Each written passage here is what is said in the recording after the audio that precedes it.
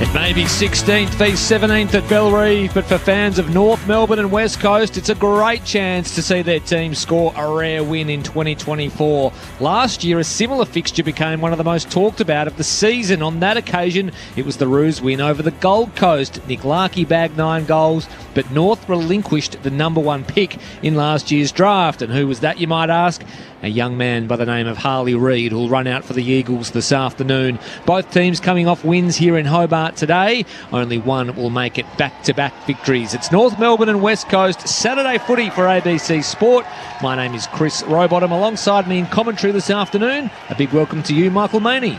Thanks, Chris. As the West Coast Eagles make their way out, hopped on a small plane to take on the Roos. We're really grateful for functioning loos, which is something relating to the Fremantle Dockers, who had to fly back a few weeks ago, and there were problems on board the plane. What problems will West Coast have with North Melbourne? I reckon they'll have plenty of problems. North are on the up, and I guess West Coast just a little bit further away in their rebuild than North are. But this ground is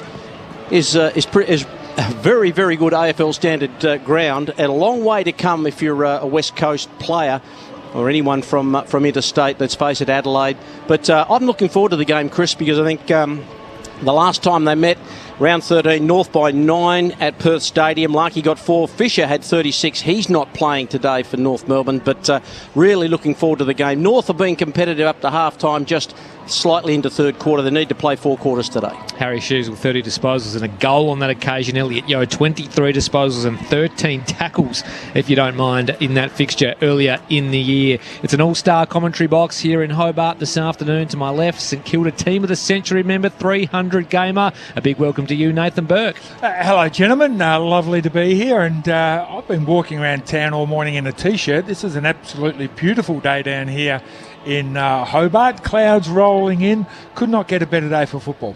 And to my right, the all-time leader in terms of games played in the history of AFL, VFL football, North Melbourne royalty, Brent Boomahavi. A big welcome to you. Chris, Michael, sorry, can you got me there? Yeah, there you go. Mike's was down. Sorry about that. Chris, Michael, Berkey, thanks for having me. Absolutely, you're spot. Berkey, this is good viewing, isn't it? The game looks easy from up here. You're elevated, you're out in the wing, and it just looks like, why wouldn't he pass to him? It's not as easy as that, unfortunately, but I'm looking forward to a really good game, and in particular, just watching some of these West Coast boys, because I think Waterman's had a sensational year to date, and obviously the young gun in Harley Reid. So, seeing first class what those two boys can put together, and just watch them off the ball a little bit and see how hard they actually work. Boomer, what are you sort of looking for in terms of North Melbourne's performance as somebody who's sort of closely involved with the club and has a passion for North Melbourne? I'm sort of sensing you'd want to see a mature performance after defeating Richmond last year and getting a job done in a game that they're maybe expected to win here in Hobart today. Yeah, absolutely. I think the last 8 weeks for North Melbourne have been much better. You can see some light at the end of the tunnel now. We've had a couple of hiccups in terms of Sydney, who got hold of them, and also Geelong, the other team down here a couple of weeks ago in Tassie. So, you're right around the maturity and things growing, but in particular the midfield for North Melbourne, it's starting to develop some real potency through there, led by Luke Davies-Uniacke, who I think's had a sensational year. Sheasel, Tom Powell goes through there, George Wardlaw, Jai Simpkin, who's playing his 150th game today, and then led by a ruckman who's had a fairly good year in Big X, Tristan Sherry. So I think that's where the emergence come from and the improvement on the back of their pressure. So hopefully they can stay consistent in that area and we see a really good performance today. And what about you, Berkey? As we mentioned off the top, 2 teams coming off wins. North Melbourne defeating Richmond under the lid last week, and West Coast coming from behind to defeat Gold Coast by 10 points over in Perth, which was also a fairly mature win against a team that they probably would have been expected to lose to. What's your sort of key point of interest out of today's fixture? Yeah, for me, looking at West Coast Eagles, obviously they made their coaching change several weeks ago now. I was just talking to one of the West Coast players' parents, and very glowing in his praise of what Schofield has managed to do so far coming in as that caretaker coach. had the respect of the players. He's really added some positivity and enthusiasm throughout the group. And it's been quite a few years since they've made the finals, this particular group together. And you get to the end of the year and it gets a bit dreary, and you've got to get on the plane all the way from Perth down to Tasmania. I still want to see some enthusiasm amongst this group. I want to see them playing with some real effort and intensity, and it just goes to show me that, you know what, even though this year's a bit of a write-off, we're preparing for next year, and we're putting some things in place that will stand us in good stead come 2025. That's what I want to see from the Eagles, and from start to finish, that enthusiasm, that spirit, and that willingness to take the game on. Andrew Gaff wasn't the biggest name retiree that was announced during the week, with Dusty Martin and the Tomahawk as well, a little off Broadway, despite being such a champion for so many years. They'll nurse him through as the sub this afternoon. Is it the right way to go about it with an ageing and retiring champion of the game or of the club? I think there's a little bit of preservation in that. You know, what happens if he plays a full game down here in Tasmania, not in front of his home crowd, not in front of a big crowd? He gets a bit of an injury, a hammy or a calf, can't play the last two home games. So I think it's the way you treat people on the way out is really, really important. So if it means that they have to nurse Gaffy through for a couple of games so he can get a home game to finish, I think that's worthwhile. We'll have some more team news for you with Andrew Cooling very, very shortly. Boomer, just backing up, I suppose, off the back of the intro in terms of ladder positions and draft picks and all that sort of thing. We've waxed lyrical about that game against the Gold Coast here in Hobart at the back end of last year. Nick Larkey, 9 goals, and it saw them relinquish the number 1 pick. It doesn't play into the minds of the players at all, does it, that sort of stuff? No, it's an interesting one. Going forward, I know Harley Reid's going to be an absolute superstar of the competition. I think we can all see that. And it's going to be funny because in 3 years, when you ask somebody who won in round 24 down in Tasmania against Gold Coast and the Kangas, they're not going to know. So I'm sure the Kangas supporters at the time would have wanted to win.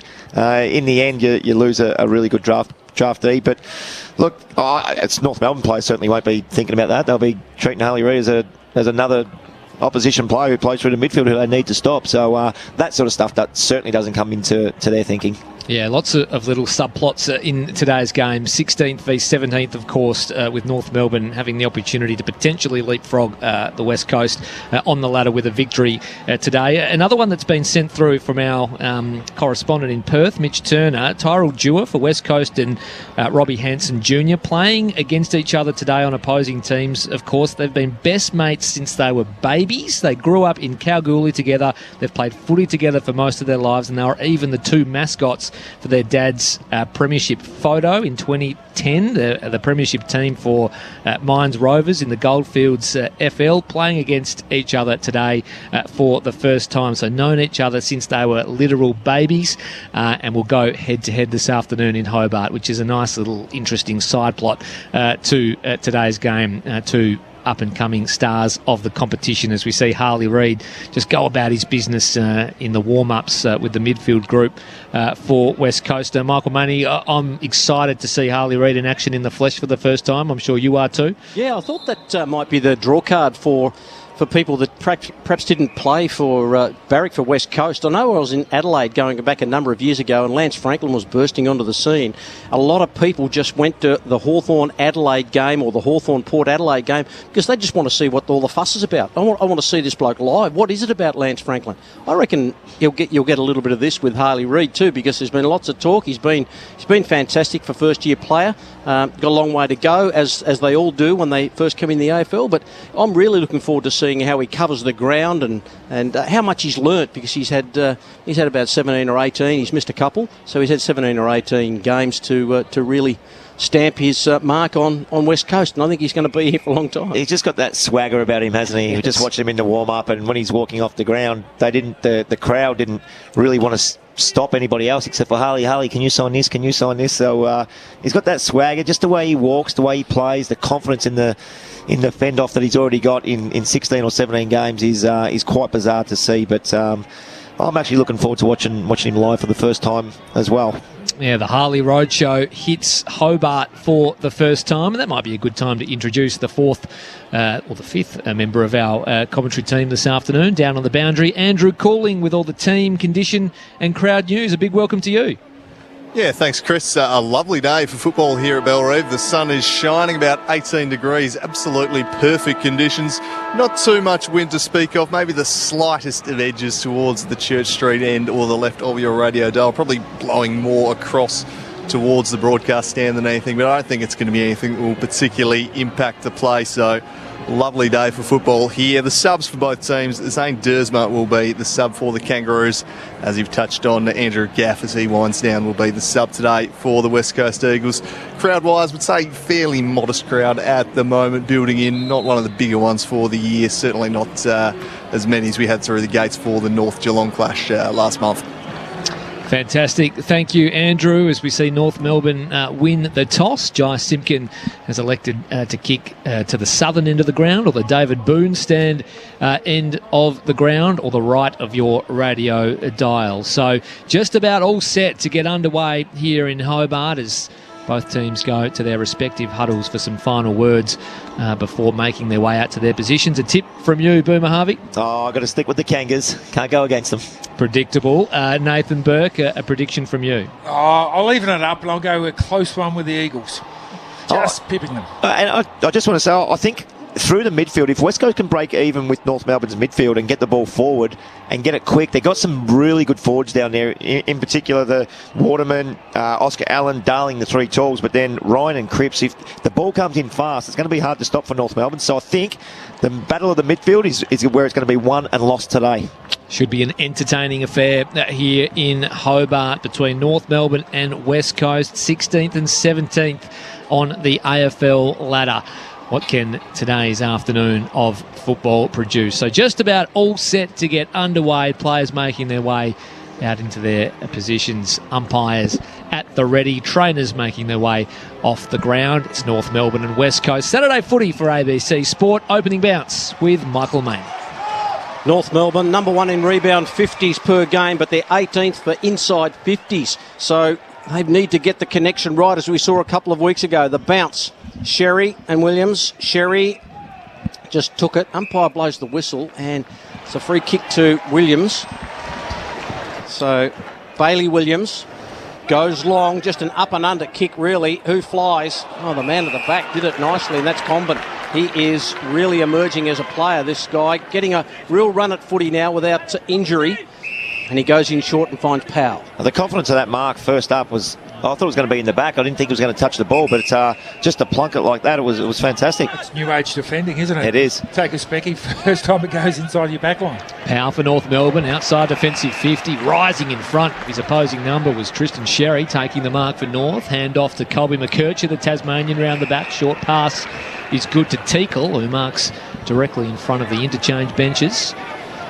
So yeah, Davies Uniacke presenting on the lead. He elects to go a little bit longer. To right half forward goes North Melbourne in the Larky direction. Offhand, Shields at the fall. Got the handball up to Tucker. Had some time to work it out to McKercher. And now McDonald on the left foot. Inside 50 go North Melbourne. Two Eagles spoil each other. It goes out towards the boundary line. Duggan leads the chase. He got a little toe to it. It spilled over. What will the umpire say? He'll say boundary throw in 15 metres around from the right hand. Behind post, North Melbourne attacking end. Opportunity for the Kangaroos. About 20 metres from goal. Good throw in. Williams knocked it down. It's a real ground ball get. Hunt, his handball was chopped off. In goes Sheasel. He's tackled the ground. Nothing happening. Just a scrimmage. No one can pick it up. It's in the left forward pocket. Kangaroos in attack. Players just throwing themselves on the ball, and the umpire says, give it to me. Scrappy bit of play, but desperation stakes down there for West Coast as they defend.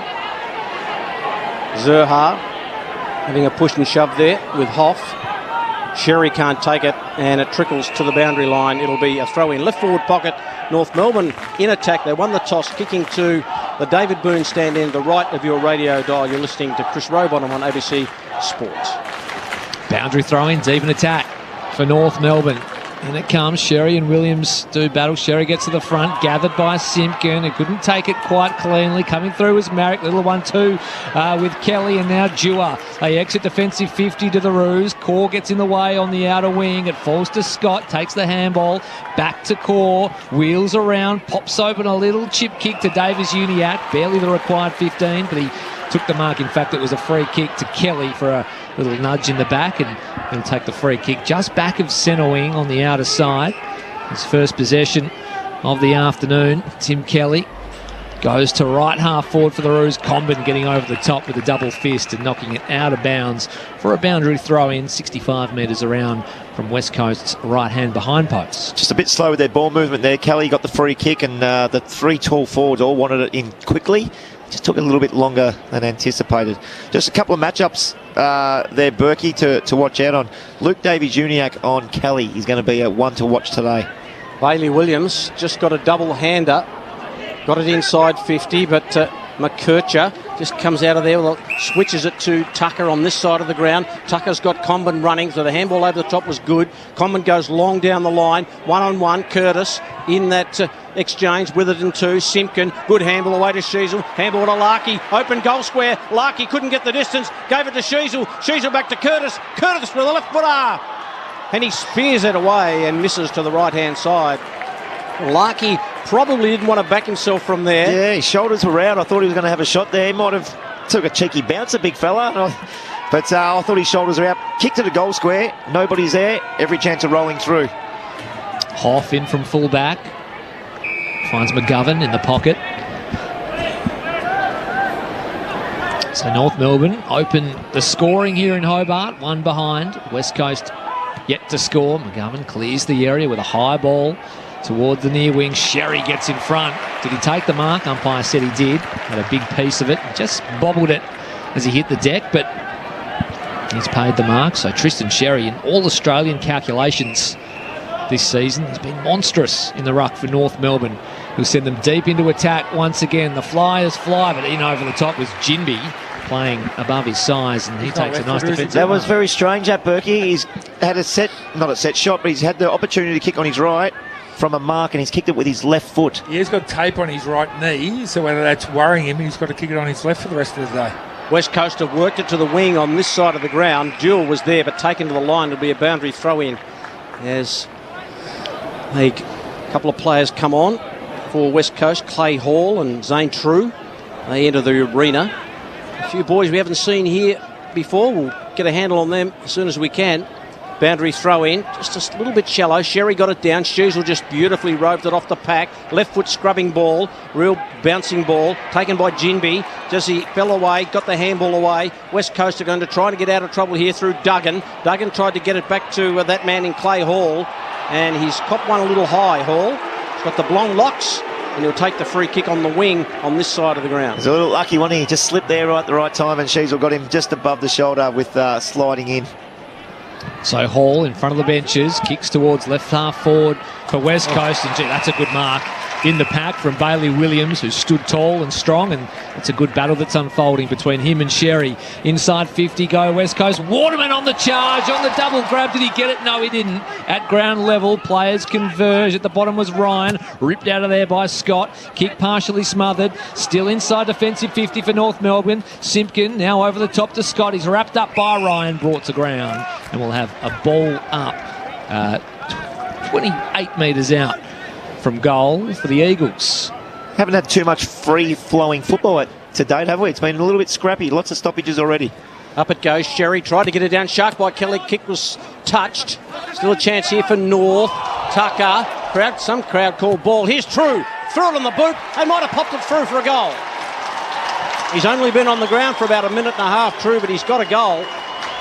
And West Coast get the first of the afternoon. They're one goal straight 6, and the Kangaroos one behind. We've gone about 7 minutes in the first term.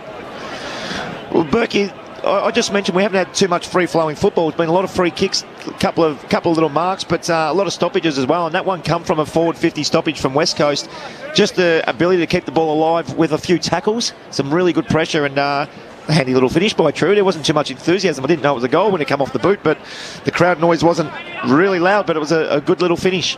You mentioned tackles there, Boom. It's 6-2 in favour of the Eagles, and clearances 4-1 in favour of the Eagles as well. Zane True, goal number 4 of season 2024, opens the Eagles account here in Tasmania, and West Coast hold a 5-point advantage early stages of this first term. They're only 4 A's forward so far of the afternoon. Back in the middle we go. Williams rises above, but only as far as Davies Uniacke, who rode the tackle, got a handball out eventually to Sheasel, forced onto his left. Around the body he goes. Davies Uniacke kept running out toward the wing. There's his opponent in Kelly, who gathered it on the bounce, then handballed it off to Hoff. Away go the Eagles now. Back to Kelly via True. Got it onto the boot, over the top. It was a good ball to Hall, who marks 55 metres out from goal at right half forward for the Eagles. So another chance here. Umpire says move it on. He sends West Coast in deep to the square. Big fly, Reid at the back. Darling, easy as you like. Reid was the flyer. Darling stayed down, took the easiest mark of the afternoon, and then just popped it through on the goal line. West Coast have 2 in a minute. They're 2 straight to North Melbourne, 1 behind. 6.5 gone. Saturday footy on ABC Sport. Nathan Burke. A little bit lenient there, Boomer, on the unrealistic attempt from Reid. There was, and if I had another 3 seconds, I would have called. He was actually on Miller Bergman, not Reid, Jack Darling then. Yep. Miller Bergman would be half his body weight, half his size nearly, and he's taken that easy one. But you're right, Harley Reid jumps on his shoulders, puts his hands on his opposition shoulders, and no free kick. The umpire's right there. A little bit bizarre, Berkey, yes, absolutely. Had his best game for a long time last week, Jack Darling, and he was in everything, tackling and 20-odd possessions. I don't think he's had 20-odd possessions for a while. 2 straight 12 to West Coast, just the one behind North Melbourne. Out of the centre, Sheasel. Just a ball that hit grass, and the umpire's paid a free kick. It may go to Hunt. Yeah, Tom Powell just grabbed the arms of Jaden Hunt then. Hunt, the handball across, looking for Jinby now. So Jinby has a bounce. He's about to get caught. Has a bit of toe. Nice handball to Duggan. Duggan's got to hit a target. Who's he go to? I think it's Waterman in the pocket. Up they go on the mark. Almost taken by Williams. Took a good strong mark in front of us a moment ago or two, but he could not hold on to that. It was Oscar Allen, in fact. Gee, they've got some potency up there. Yeah, they look really dangerous, and that big high ball going in. Comben's the tallest defender down there for the Roos. He's got his work cut out for him. Sherry takes it out of the ruck for North Melbourne. The handball over the top. McKercher, shrug one, got it away, or did the umpire say he dropped it? He did. So a free kick against Colby McKercher. And West Coast get another look at it, and I think it could be that that man in True kicked the goal just a few moments ago. That's that pressure, Berkey. Yeah, Colby McKercher's got a fantastic turn of speed. Just wanted to take the game on a little bit there, but forward pressure to West Coast. That's a really good start by these boys. Zane True.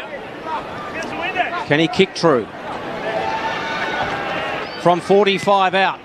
Gee, he lays back on the kick. It's a lazy old kick, but it might be marked by Allen. It was a real spud bag or a sack of a kick, and it fell into the arms of Oscar Allen, who was in the right place at the right time. Well, they say forwards read it better than backmen, and certainly did, because that could have been raffled off. I'm not sure who the other West Coast player was. It might have been Waterman, but they both went for the same ball, and 3 North Melbourne players were caught behind, napping.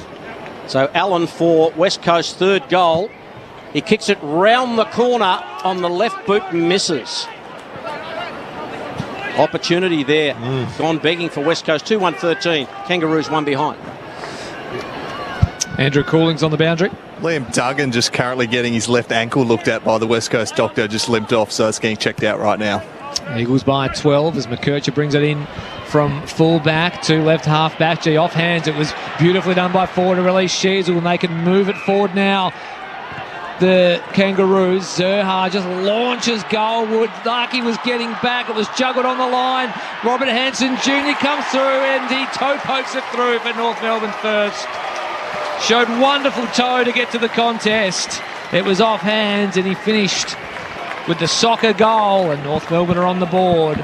West Coast 2-1-13. North Melbourne 1-1-7, 12 minutes gone. First term. Saturday footy on ABC Sport. Boomer Harvey. A little bit lucky there, because Jeremy McGovern dropped a one that he would normally mark. Yeah, that would be called a sitter for him. But really good ball movement. Sheasel took a little risk and got forward to the football with a good handball from Ford, and nice long kick from Zerha. Went probably 55-60 metres. And yes, Robbie Hansen Jr. there just got his foot to the ball, and a nice little finish, nice little soccer finish from the goal square. Shearsel's up to 6 possessions now. That's the most on the ground. Tim Kelly has 5, and Shearsel had 4 handball receives. He works really well around just that outside of the contest, and he knows who's going to pick the footy up, gets himself in that right position to get that handball receive, and away he goes. West Coast 2-1-13, North 1-1-7, out of the centre, Sheasel again. Another possession to him, just puts it at the front. No one can really collect it. In goes Pink, he gets disposed of. Handball comes over from Teakle to Hanson Jr. He tries to get the handball away. West Coast are really defending grimly here. And it's about 35 metres out from the North Melbourne goal. It'll be a ball up, but Sheasel just racking them up in this first term. Looking the goods, up it goes.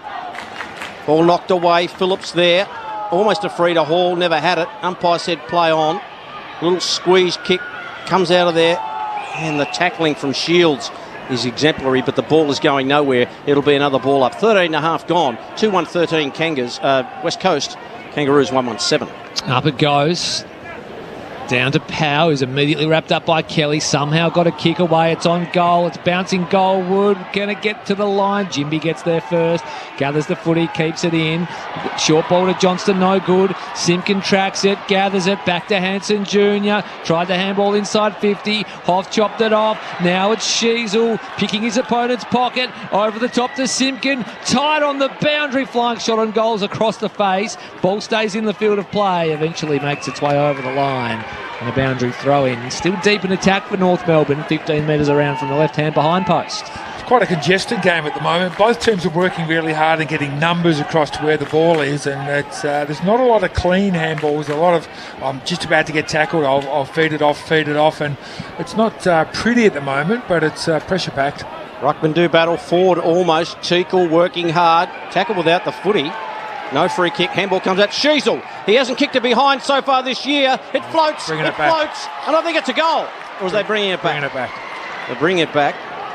And what's the result? Is there a free kick to North Melbourne here? Yeah, Teakle. Going to Teakle. That was that tackle.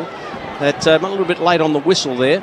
I think the goal went through, but he's going to have to shoot now from about 40 metres out, almost directly in front.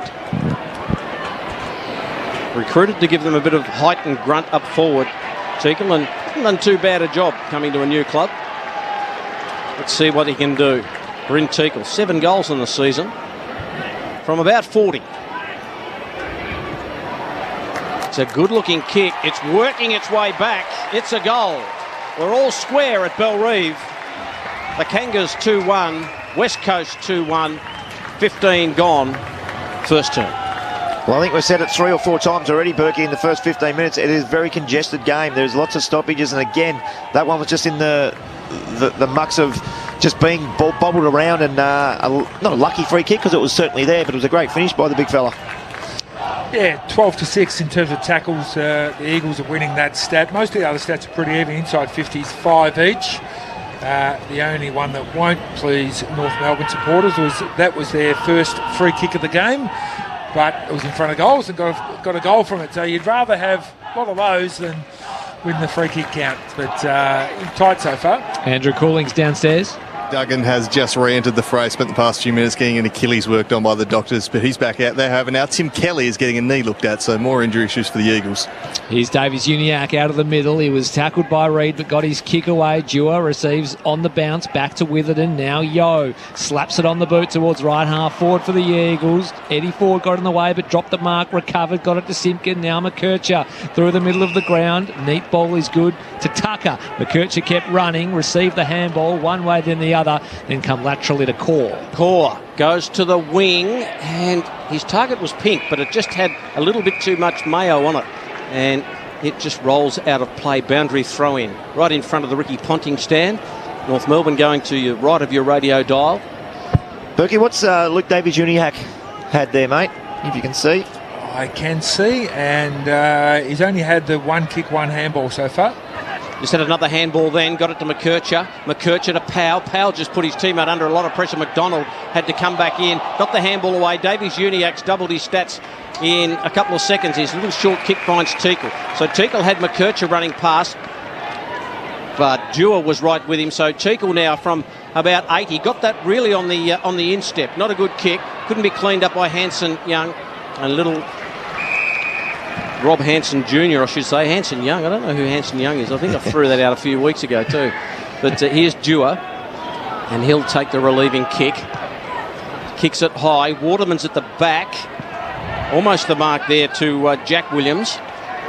Darling got it to Cripps. Did the check side. Allen's the target, but Comben is really good in that exchange. Got in front, and then the dump kick. Rode by Shields. Now to Teakle. Simpkin tackled by True, I should say. Here's Marek. Little handball over the top. He's looking for a teammate in Witherden who gets crunched to the ground. Here comes Hall. He's trying to get a handle on it.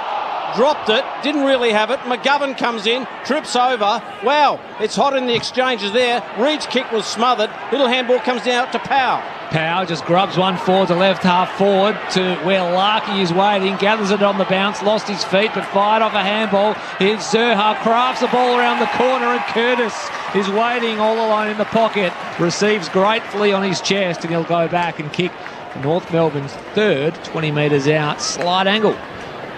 A few big crunching tackles there. Robbie Hanson Jr. laid one himself, but he's come off second best, still down in the centre square. I think he's just winded. Yeah, looks like it.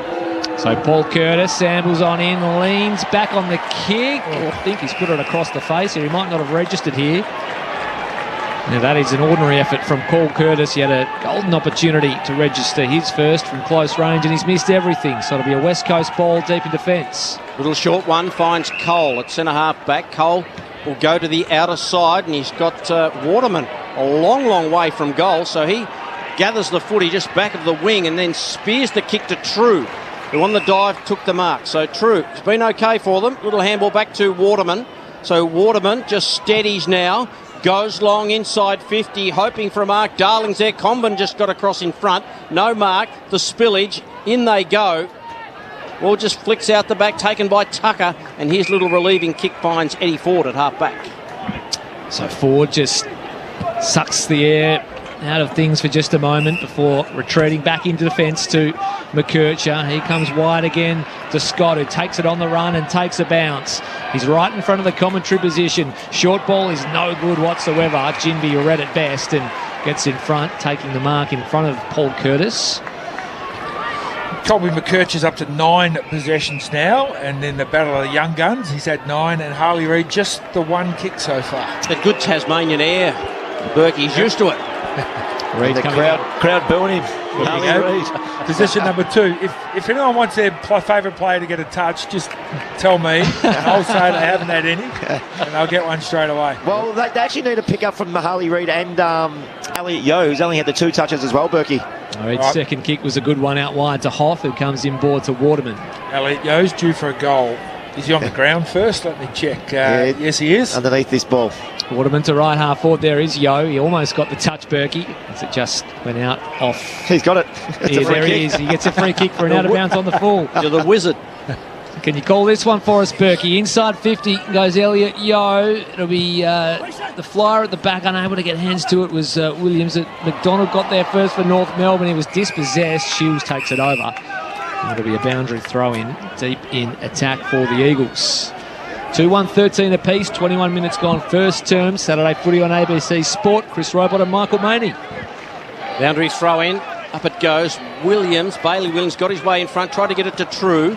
Didn't quite work for him. Little handball over the top. Cripps, he's always creative. Back to Duggan. Duggan's left footed. That's going to be a terrible bounce for a couple. Ball close to the line. Shields just guides it through with experience and a rush behind. So 2-2-14 West Coast. The Kangaroos 2-1-13, 21 and a half gone first term. McKercher with ball in hand inside the goal square, assessing his options. He'll play on and rack up disposal number 10 to Tasmanian. Should it be a disposal, that one, Berkey? Play on from fullback? With an asterisk. Pulls the kick to Bergman in the pocket, who goes up the line looking for Sherry. Got hands to it but couldn't drag it in. McGovern over the top to Jinby, who's got some time to allow it to bounce and then gather and then release Williams on the outside. He goes inside 50 to Jack Williams. The Williams to Williams connection is a good one. He marks 25 metres out from goal, slight angle. A real chance to kick the Eagles third.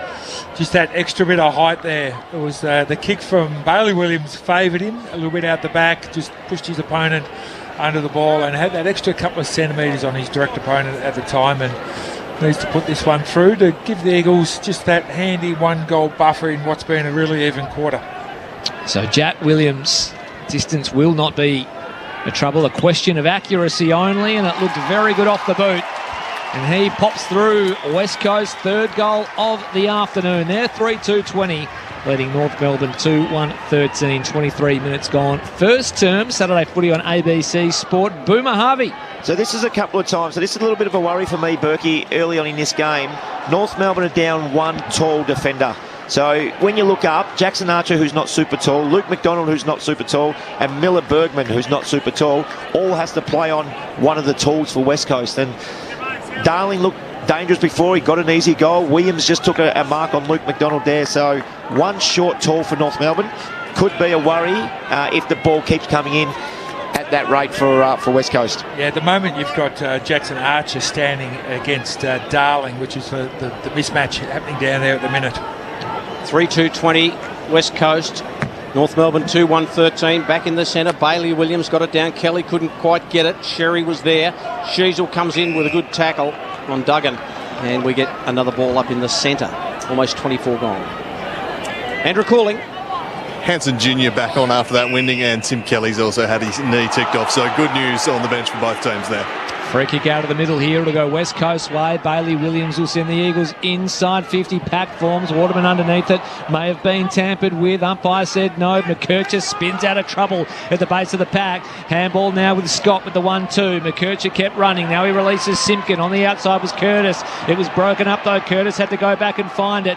Did so and got it to McKercher. Neat ball outside of the boot. Was very clever to Phillips of North Melbourne. He goes to right half forward where Larkey marks. Crowd up out of their seats because Scott was dumped after the fact as Larkey goes into the pocket. Pink couldn't get down and take the mark. It was on his bootlaces. Eventually it goes out of bounds for a boundary throw in as Scott just sucks in some deep ones on his haunches. I think might have been McGovern sort of slinking away from that contest, and a couple of the North Melbourne players were keen to remonstrate slightly with him. Crowd making plenty of noise. Sherry knocks it down. Kelly sharks it. Little handball comes out. No one can really get it free. Dewar, he did nicely. The kick into the middle might find Jack Williams. He might get a free kick against Comben. Yeah, it was all over him. Shoulder, push, the whole box and dice. And Jack Williams is a real up-and-coming player. He's going to be something, this guy, I'm pretty sure. He goes out wide and finds Liam Ryan. Maybe the first or second touch for Liam Ryan in the game. First touch confirmed. And Chris Rowbottom. Aidan Core just sitting behind the ball for North Melbourne now. He goes in board and finds Duggan. Now to Jinby. This is where North have struggled. This kick is a real sack of spuds. Can't quite get there. Here comes Hall. Through it on the boot. It curls back. It's not a goal. It's a behind. 3-3-21. West Coast 2-1-13. North Melbourne gone almost 26 minutes first term. McKercher's up to 13 possessions now. Sheasel 9. Simpkin has had 1 kick, 7 handballs, so he's trying to bring his teammates into the game. And just the last couple of minutes, North Melbourne been a little bit sloppy with their hands just around the football. Eagles by 8. McKercher out of full-back for disposal number 14. Short ball to his fellow young gun in Sheasel. Still inside defensive 50. And now Core takes the 15-metre pass and he'll go wider again. Archer. He's at left half-back for North Melbourne. Pokes the ball to Tucker, who marks on the back left corner of the centre square. Just moving it and poking it around here, the Roos. Archer kept on running, received the short pass, and now Ford out wide receives the short ball. 26 and a half gone, first term here in Hobart. Eagles with the advantage, wheeling around his forward. They go to half forward now. Tickle getting front spot, gets out in front, presents and marks. He's still 2 kicks from goal. And he'll send North Melbourne inside 50. Big fly. Zerha got up early, but unable to drag it in. Waiting at ground level was Hoff. Yeah, Tickle need to go in a little bit quicker there. He had one-on-one with Cam Zerha and Hoff, and just elected to hold on to the football for another 4 or 5 seconds and then got numbers back, played into West Coast hands. So Hoff weighted down, took the mark and sent the Eagles beyond defensive 50, but only as far as Teakle, who got back and took the mark on centre wing out of side. He's done the same thing, taking his time. Taking his time. This is the connection piece that North have been missing. His kick inside 50, flicks over the back, almost. Scott just threw it away in the end. Working hard with Simpkin, got around about 16 of them, then led a handball away to Sherry. Is forced to kick with his right boot this time. He goes long, ball thumped toward the line. Here's Eddie Ford. He can do anything, Eddie. He turns it around his body, kicks a wonderful goal. Eddie Ford, the opportunist 101, has got the third goal for the Kangaroos. They trail by 2 points. They're 3-1-19 to 3-3-21. He was hemmed in that pocket. He did a little bit of magic, a little two-step, threw it on the boot and sailed it through. 3-3-21, West Coast, North Melbourne 3-1-19. Boomer, you'd have loved that. Oh, it was a little bit of magic, wasn't it? First of all, from Jai Simpkin, who probably balked 3 or 4 West Coast players. The ball went in from, you're right, Tristan Sherry's right foot this time.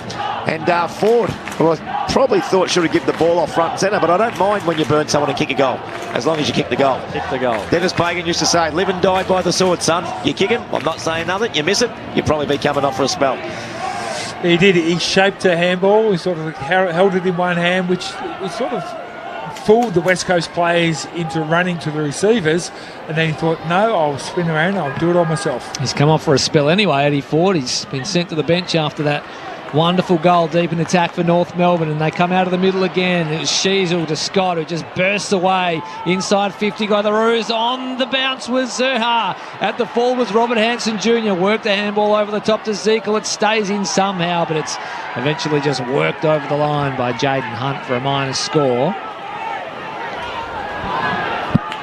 3-3-21 West Coast. North Melbourne 3-2-20. Entertaining affair here in Hobart. Witherden brings it out of full back. Kicks beyond defensive 50. McDonald floats in front of the pack and takes a good defensive mark. Comes inboard to McKercher. It's got to be 15 or 16 now for McKercher, doesn't it, in the first quarter? Number 15 for Colby. Good start. Short ball. Oh, gee, it was laced with wrist. McDonald had a one-on-one. It was about 7.62 metres, but McDonald got front spot, took the mark, and it was paid. Inside 50 now go North Melbourne. Sherry, no, Toby Pink stayed down. Floated across, presented to Jukes, and it stuck. Yeah, strong mark, wasn't it? Yeah, he just read the ball better than the half a dozen players that were down there with him, and in the end didn't really have to leap off the ground, just stuck their hands up and plucked it out of the air. So good reading there by Pink. This will probably be the last kick of the quarter. Can he put it through? Right in the shadows of quarter time. Not much of an angle to speak of. From about 30 metres out to give North Melbourne the lead after the quarter time buzzer. In he comes. Looks pretty good to me. Toby Pink with a strong mark and goal to round out the first quarter. North Melbourne 4-2-26 will take a 5-point advantage in over West Coast to a 3-3-21. As both teams get into it after the siren, they exchange words. North Melbourne with the 5-point advantage after one. Boomer Harvey. Yeah, it was a good couple of marks there from Luke McDonald, who set that one up. Colby McKercher's ball probably went 5 or 6 metres, but McDonald was able to get the football and looked at the bench. He knew there was only 20 seconds ago. Took the kick, went long, and Toby Pink, like Berkey called, just read the ball better than the West Coast defenders. So goal kickers for you after one for North Melbourne. Ford, Teakle, Hansen Jr. and Toby Pink.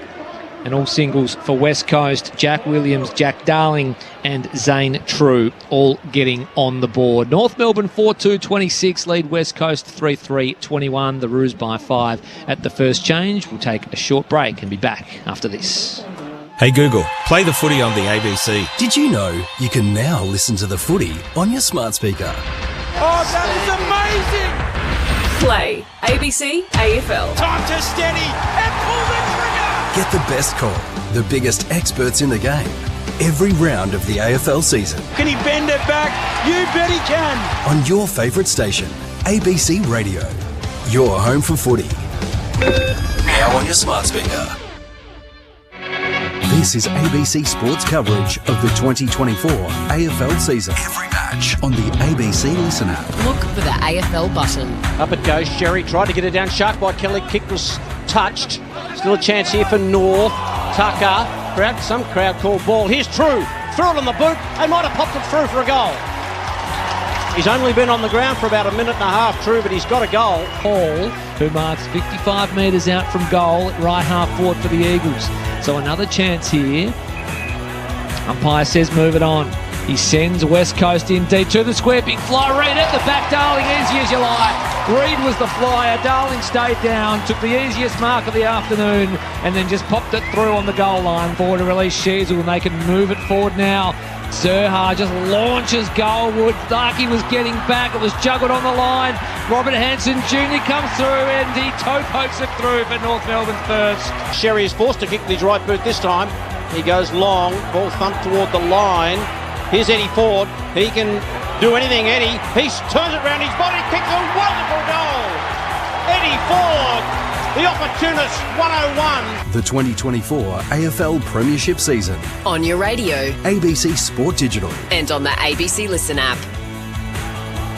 North Melbourne lead West Coast 4-2-26 to 3-3-21 here at Bellerive in Hobart. Singles to Toby Pink, Eddie Ford, Bryn Teakle and Robert Hansen Jr. for the Roos, while for West Coast it was Zane True, Jack Darling and Jack Williams, the goal kickers in that first term. There is another game currently underway. It's being played at the Gabba between Brisbane and the GWS Giants, and it is the Lions out to a 30-point margin early days in that one up at the Gabba.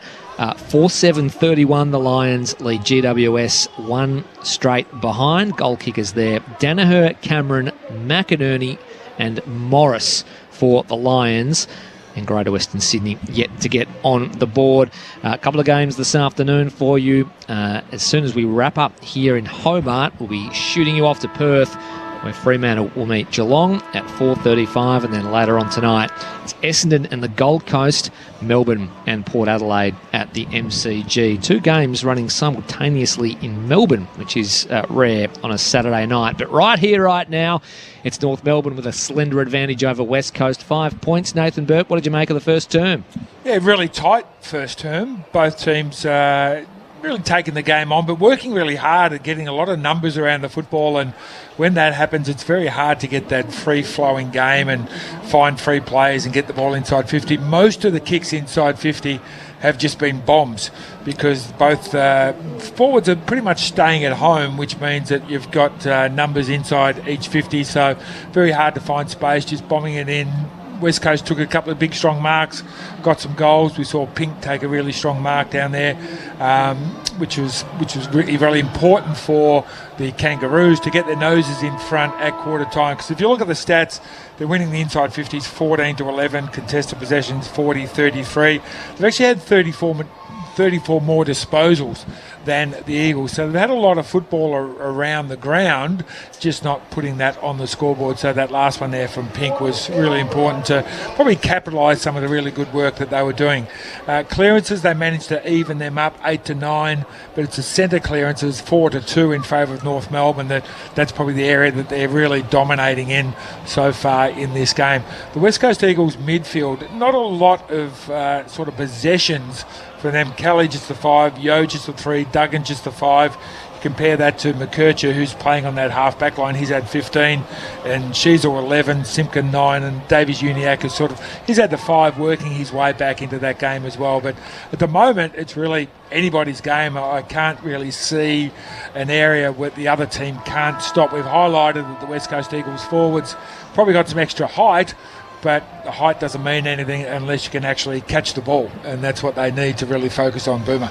Yeah, I think North Melbourne just controlling the game a little bit there by foot, Perky. 26-17 marks, so we could see a little bit more methodical off the half-back line. And is it nearly time that West Coast have a look, because you can't leave Colby McKercher to run off and have 15 in a quarter. You can see he's their driving force. They give the ball to him whenever they can. He's playing the Sheasel role now, so Sheasel can go forward or play through the midfield.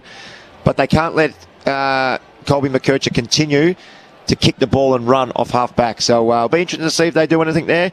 And 17-9 tackles. So West Coast are still applying some really good pressure. Whether they can win enough football to get into that extra tall, as we spoke about earlier in the call.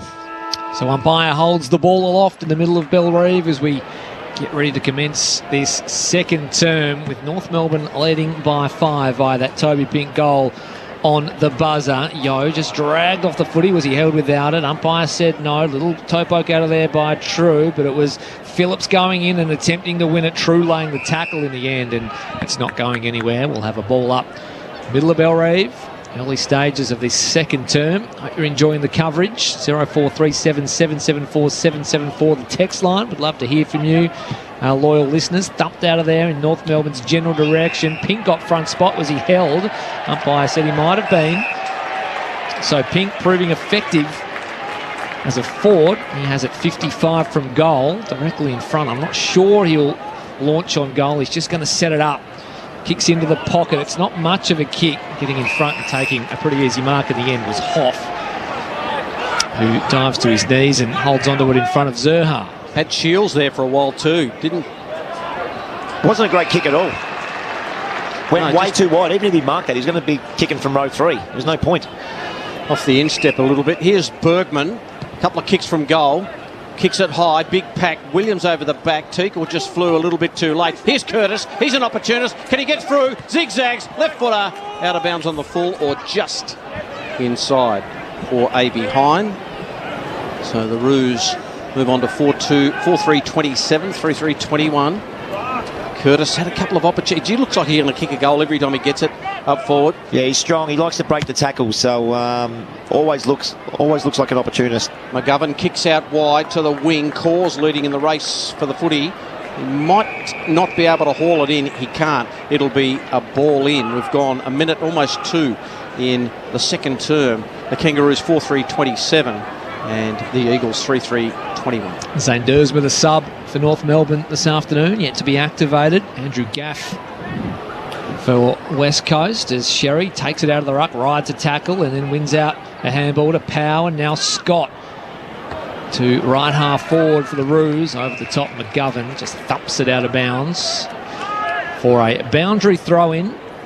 65 metres around from North Melbourne's goal. Berkey, looks like North Melbourne are giving West Coast a little bit of their own medicine, playing Larkey, Teakle and Pink all deep in their forward line, which means Witherden, who's probably the undersized man, has to play on a tall. In it comes, it's Sherry and Jack Williams. To the front was Powell, gathered the footy, off to Scott. He went inboard to Tucker, ran into some trouble, but had players on the outside. Here goes Powell again, inside 50 go North Melbourne, getting in front McGovern, shelling peas for Jeremy. Takes an easy intercept mark and will go back and set the Eagles up from inside defensive 50. Short ball is good to Dewar. Now they bound out of the D50 via Witherden, who comes very wide, missed a pretty easy target in Hunt, and it won't get over the boundary line. Well, it was kept in by Hunt, and Shields let him off the hook there. He could have probably kept it in and made something work for North Melbourne, but he elected to run it over for a boundary throw-in right in front of the benches. If you're North Melbourne forward playing on McGovern, unless you're at 90% chance of actually getting the ball, I wouldn't bother leading. You want to take him away, don't you? Yeah, he doesn't go with you. He just gets where the ball's going to land, so get there as well. Sherry jams it on his boot and got it to Larkey. Larkey's handball to Sheasel, so they're just outside 50 North Melbourne. Sheasel wanted to get it back, then had to flick it back to Larkey. Larkey flicks it back to Scott. Now it's gone with Archer. Archer's just tried to position this ball to Sheasel, just hit a bit of grass. Here comes Duggan. Duggan for West Coast. He's kicked down the line. And is that insufficient intent? No. You've got to hold your breath these days. Yeah, too. They played about 5 late last night in the last quarter, didn't they? It was quite bizarre. North Melbourne just a little bit of overuse there. They just had the opportunity to go forward and get into those 3 tools like we just spoke about, but just an extra handball that probably wasn't needed. From the boundary throw-in, Kelly evades a tackler, gets some separation and then has enough time to hit Cripps with a short pass at left half forward for the Eagles. I think he might fancy himself here. The man on the mark is right on 50-metre line. He's gone back if there's maybe a slight breeze going that end. Not quite sure yet, but the balls are travelling a long way. He's going back for a set shot. Thinks he's got it in him. It's an ever so slight breath of breeze, and Cripps will set sail from 55. Gee, it looked all right off the boot from Jamie Cripps all the way to the line. Just grazes the knuckles of Tristan Sherry on the way through. A minor score for the Eagles, 3-4-22. They trail by 5. North Melbourne 4-3-27. 5 minutes gone. Second term. Saturday footy on ABC Sport. Out of fullback comes Luke McDonald for North Melbourne. Kicks to the near wing. Here's McGovern and Larkey locked in on one-on-one. McGovern got hands to it but couldn't reel it in. It came out to Sheasel. And then Davies Uniacke was taken over the line. So boundary throw in for right in front of the benches. Andrew Cooling's on the boundary. Can confirm the wind has definitely picked up a bit here in the second quarter and is favouring the end the Eagles are attacking. Thanks, Drewy. Back it comes. Sherry got in front position, knocked it down. Simpkin couldn't collect it. We're headed for another stoppage here.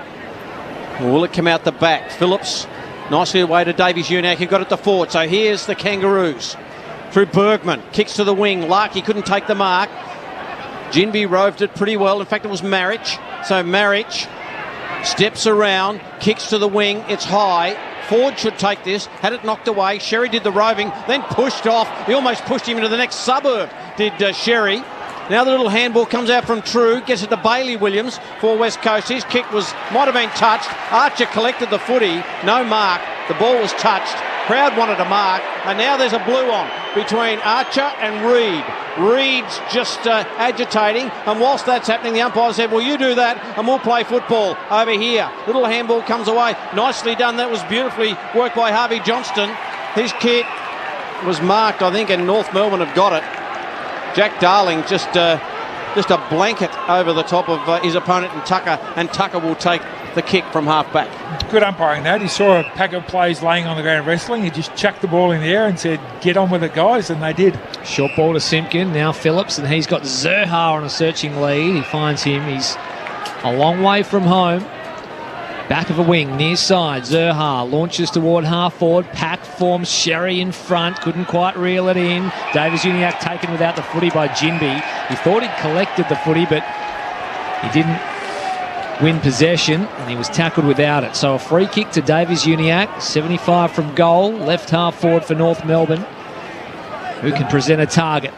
He'll send the Roos deep into attack. Front spot all the way was Tom Cole getting in the hole, taking an easy defensive mark for the Eagles. That's that connection piece again. Boomer, that kick inside 50 is just killing North at the moment. Yeah, absolutely it is. There's a little bit of work to do there, isn't there? They can get a lot of improvement from that part of the game. Cole kicks, and a free kick goes to Darling. Ford was about to take the mark, but Darling gets the free kick. He's at half-back, Jack Darling. North people aren't overly happy with the umps because the free kicks were 8-1 in that first quarter. They've even up slightly now to 9-4, but they've got long memories. His little short kicks marked by Marich, who's actually standing in the same piece of ground that Darling was. So Marich goes, didn't get a good piece of it, but Archer will take the mark uncontested at half-back. So both teams turning the footy over at will here. Archer goes in short to find Bergman at centre half back. Bergman thought about going, then did, and then got the kick away nicely. And it's been marked by Scott. Scott goes in short and finds Curtis, who's on the wing on the outer side. Right in front of the heel. Left foot ball, cuts in board to Curtis to Phillips, who made good ground and took a good mark in front of Hoff.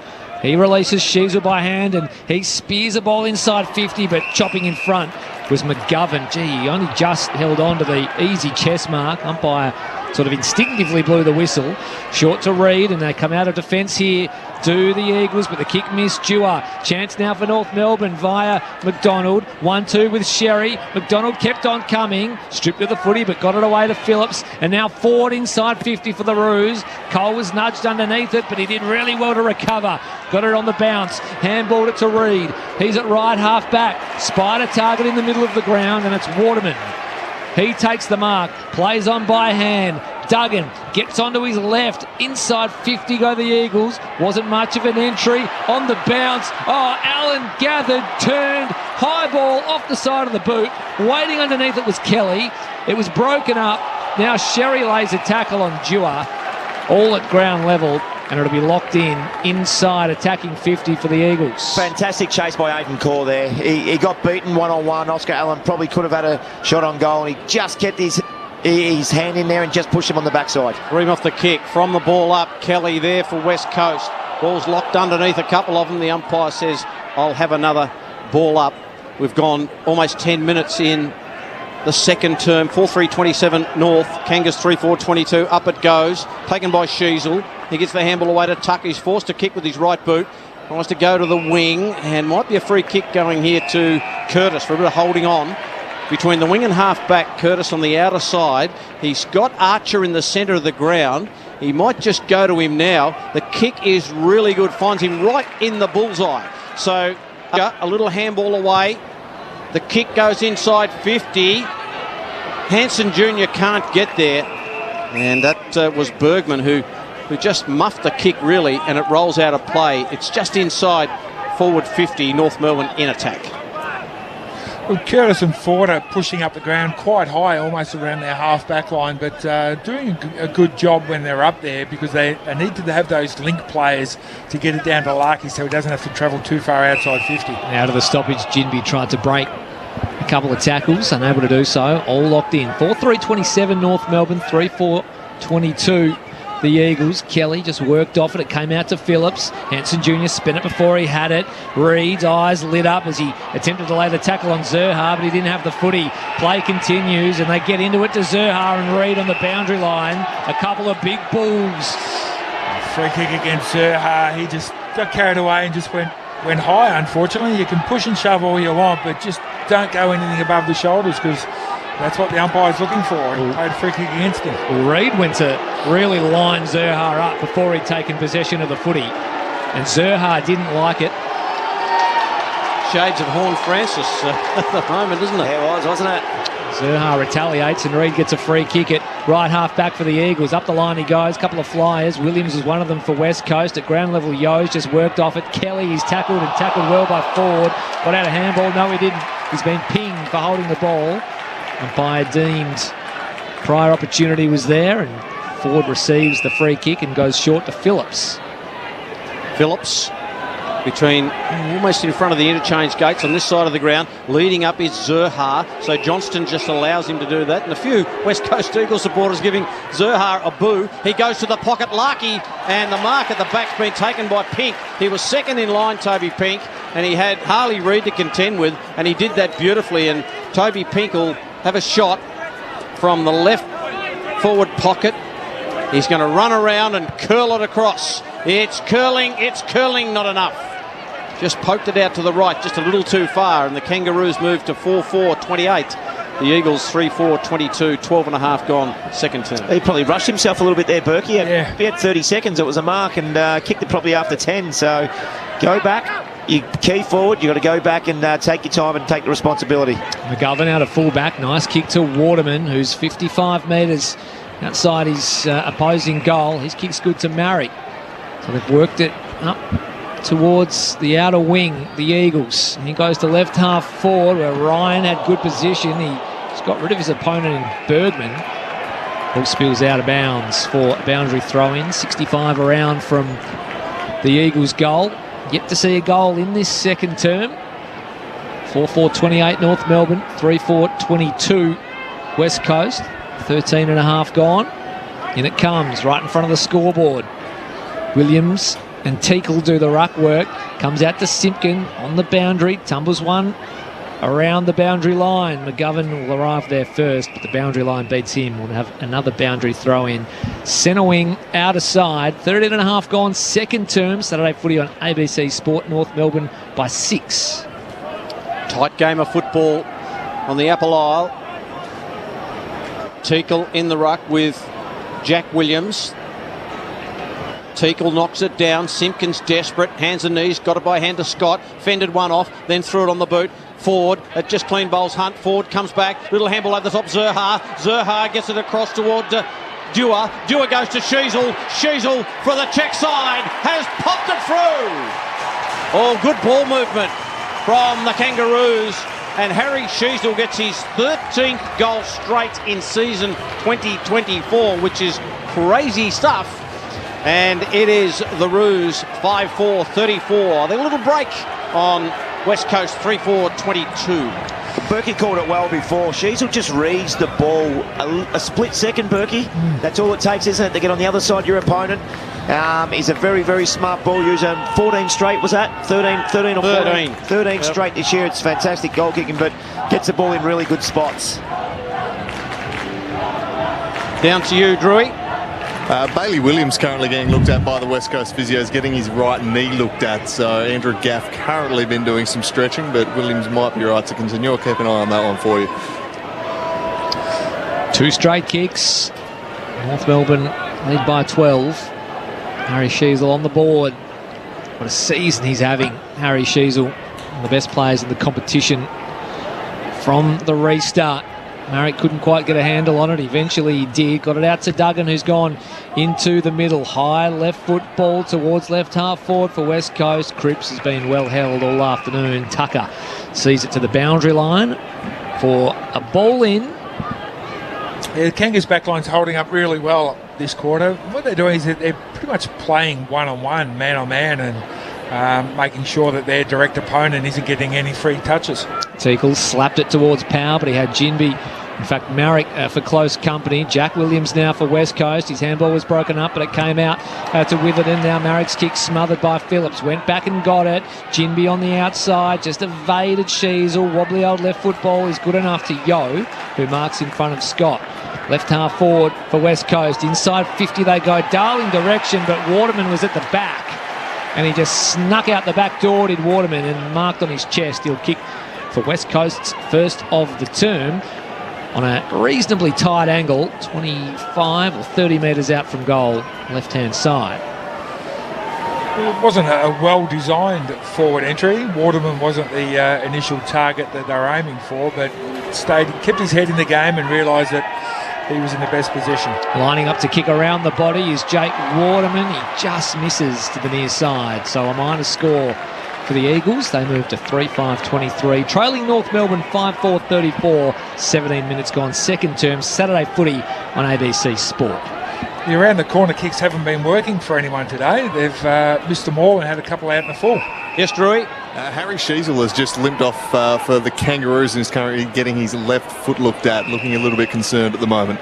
Andrew Cooling on the boundary for us this afternoon as Luke McDonald takes the mark at right half back. Grandstand side for the Kangaroos. Kick toward the wing inboard. Larkey in front. Couldn't take the mark. McGovern got the second grab at it. Here's Hall for West Coast. Little neat handball back to Allen. Allen's handball back to Hall. Now to Darling. He's tackled. Good pressure by North Melbourne. Awkward bounce there for McKercher. And in they go again. Little handball comes out to True. True got it to Darling. Darling got it on his boot but was touched. Or was it? Allen has taken the mark. I thought it looked like the squeeze kick was touched, but Allen has hooked it in with his right duke, and he'll have a shot on an angle. And West Coast get another opportunity to get their first for the quarter. And Oscar Allen, from about 35 metres, he's got a reasonable angle here. He's right in front of the Ricky Ponting stand, and yet to salute on the goal scoring sheet today, Oscar Allen. Very deliberate, class player, this guy. He might have just missed to the near side. He has just pushed it right. And the Eagles still can't crack a goal. They move to 3-6-24. They're 10 points behind the Kangaroos, 5-4-34. And you're at Bellerive, ABC Sport. Chris Roble. McKercher out of full back finds Tucker. He goes short to Comben. Still inside defensive 50. 10 points the difference. 16th v 17th, but plenty of entertainment to be had here at Bellerive. Long kick up the line. McGovern and Larkey go at it. Falls to Simpkin, jams it on the boot. High ball towards the boundary. It's no need to call insufficient intent because it's out on the full. Jaden Hunt immediately resumes with the free kick inboard to Witherden. Over the top now to Ryan, who's a long way from home at right half back for the Eagles. We've got a good view of it from our commentary position. He's going to go back into defence where Tom Cole awaits. What about the short option in Hoff? But he goes further afield now to Johnston, who marks on the outer wing. Short ball good to Marek. So he comes inboard, back to Hoff. He's got Cole, who's just crept up the ground. So Cole in the middle of Bellerive goes on a bit of a searching run. He'll come back across to the near side where Hunt awaits and takes the mark. He's got Yo on a lead. In fact, it's not Yo at all. It's St. True. They're not going anywhere. The Eagles just going backwards and forwards through the middle of the ground. Now finally going forwards. So he sends North Melbourne inside 50 to a big leap at the front from Allen. Yo roved it on this occasion, but Hanson Jr. arrived first, and Yo became tackler, brought him to ground, and we'll have a stoppage inside forward 50 for the Eagles. Berkey, they tried to go around North Melbourne. North Melbourne set up well defensively. They came back. Sherry roved his own tap, got it to Shields, but all within a couple of centimetres of the boundary line, and it eventually moves out. They probably had 9 or so marks, and the ball travelled 10 metres in the end from where they should have went in long and deep from the start. Just the one goal in the second term. Ruckman do battle. Jinby got away. In fact, it was Marek, got it to Dewar, and Dewar just threw it on the boot, and it might just scrape in for a behind. So West Coast, we wouldn't say they're peppering away, they're just missing every time they go forward. So they're 3-7-25, the Roos 5-4-34. They haven't looked dangerous this quarter, have they, the Eagles? The ball hasn't gone in, hasn't been good inside 50s, hasn't been deep inside 50s, but they don't look like scoring at the minute. McKercher, disposal number 20 out of full back, clears the defensive 50, but there's a contest in front of the benches. Ryan at ground level. North Melbourne come up with it via Zerha. Tucker ducked inside, then back outside. Knocked away now by Teakle. It's a contested ball at ground level. There's a mass of bodies arriving as Hall, and True emerges from the bottom, as does Sherry. He'll contest the ruck. Up it goes. Just gets rid of Williams, maybe illegally. It'll be a free kick going. No, it'll be going Sherry's way. He plays on by hand. He had Davies Uniacke around the back. Kicks to half forward for North Melbourne. Off hands McGovern at the back. Had to ride a tackle of Phillips. Got his hands free. Now Powell. Now Phillips, who had Reid to contend with. Might have been held on to at ground level. Got a handball up to Phillips. Now inside 50 go the Roos. Larkey met it. Couldn't quite trap it. Roving was Scott. Threw it on the boot. High ball into the pocket. No one home to go out of bounds on the full. Will it be a boundary throw-in? It might have bounced right on the line. Looks like it'll be a boundary throw-in, deep in attack for the Roos. Nick Larkey just thought the 1 kick and 4 handballs so far hasn't had any really good one-on-one opportunities inside forward 50 at the moment. They're just not directing the ball well to him. Boundary throw-in just goes over the head of both. Ruckman picked up and shot at goal, and that is a goal. Powell did it beautifully. Just threw it on his left boot and it wobbled through. And the Kangaroos get goal number 2 for the term. They move to 6-4-40, 3-7-25. The West Coast Eagles 22 and a half gone on ABC Sports, and just an opportunist chance there for Tom Powell, and just nailed it beautifully. It was a great goal, wasn't it? He read the ball off the the boundary throw and it went over the back, but got the ball on his boot really quickly on the opposite side of his body. So Tom Powell's a right footer, kicked that goal with his left foot. Really classy finish. Practices that stuff at training, ball to foot. Guys that spring to mind, Dacos, Harry Sheasel, who do it really well. The guys practice that. That's a great finish. It's a game-high 15-point advantage now to North Melbourne, who've kicked the only 2 goals of the term. 6-4-40, the Roos, 3-7-25, the Eagles. Back in the middle we go, slammed into the turf. Williams rises above, Kelly gets to it first, feeds out the handball. Eagles can get on the move here, but it's picked off by Davies Uniacke. Pounces on a loose footy. Left foot ball inside 50. Defending grimly here, the Eagles. True applies a strong tackle and brings his North Melbourne opponent in power to ground. The goal kicker forces a stoppage inside 50 for North Melbourne. 40 out from goal. Front spot Sherry, trying to get a handle on it was Davies Uniacke, couldn't bring it under his spell. It came out to Johnston via the hands of Kelly, and he releases Hall on the outside. Hall goes to Waterman, who's pushed way up the ground. He's done a bit of that today, Waterman. Hasn't kicked a goal. He goes long down the line, hoping for a mark from Allen. Got his hands on it, couldn't take the mark. Good defence by North as Tucker comes free. His kick was looking for Davies Uniacke. Witherden's there, but right with him is Pink with a tremendous tackle, and the umpire will call for it. Really close to the boundary line, the wing and the outer side. West Coast need to change something up in their midfield. They're just not getting enough football inside 50 from their mids at the minute. From the ball up, Simpkin working close to the line, got the handball over the top. That might be good towards Powell. Powell's had a bounce. He'll kick it inside 50. Who's he gone for? A little short kick. He muffed it. Pink got it back away. A little check side kick as a goal. And that's Powell, who just kept running.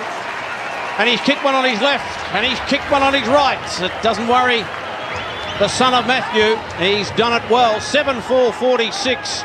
To 3-7-25, so it's 3-2 to 4 behinds in this second term. Classy finish. We just said how good he was on his opposite side then, and he didn't. The first kick, I think it got smothered off the hand, but followed up and then a little right foot banana. Classy finish, Tom Powell. Well done. North Melbourne right on top. And I just mentioned before that goal was kicked, West Coast is not getting enough clean ball. One that I would look at is Ruben Jimby playing at fullback now on Teakle.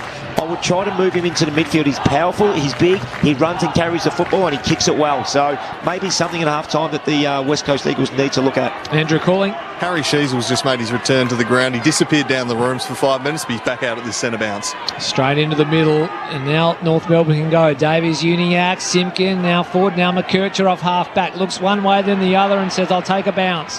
Left foot ball towards right half. Forward is a little misguided as McGovern gets in the way and takes a good intercept mark on the right back corner of the square. Gee, Dices with danger by going in board, and Zerha was all over it.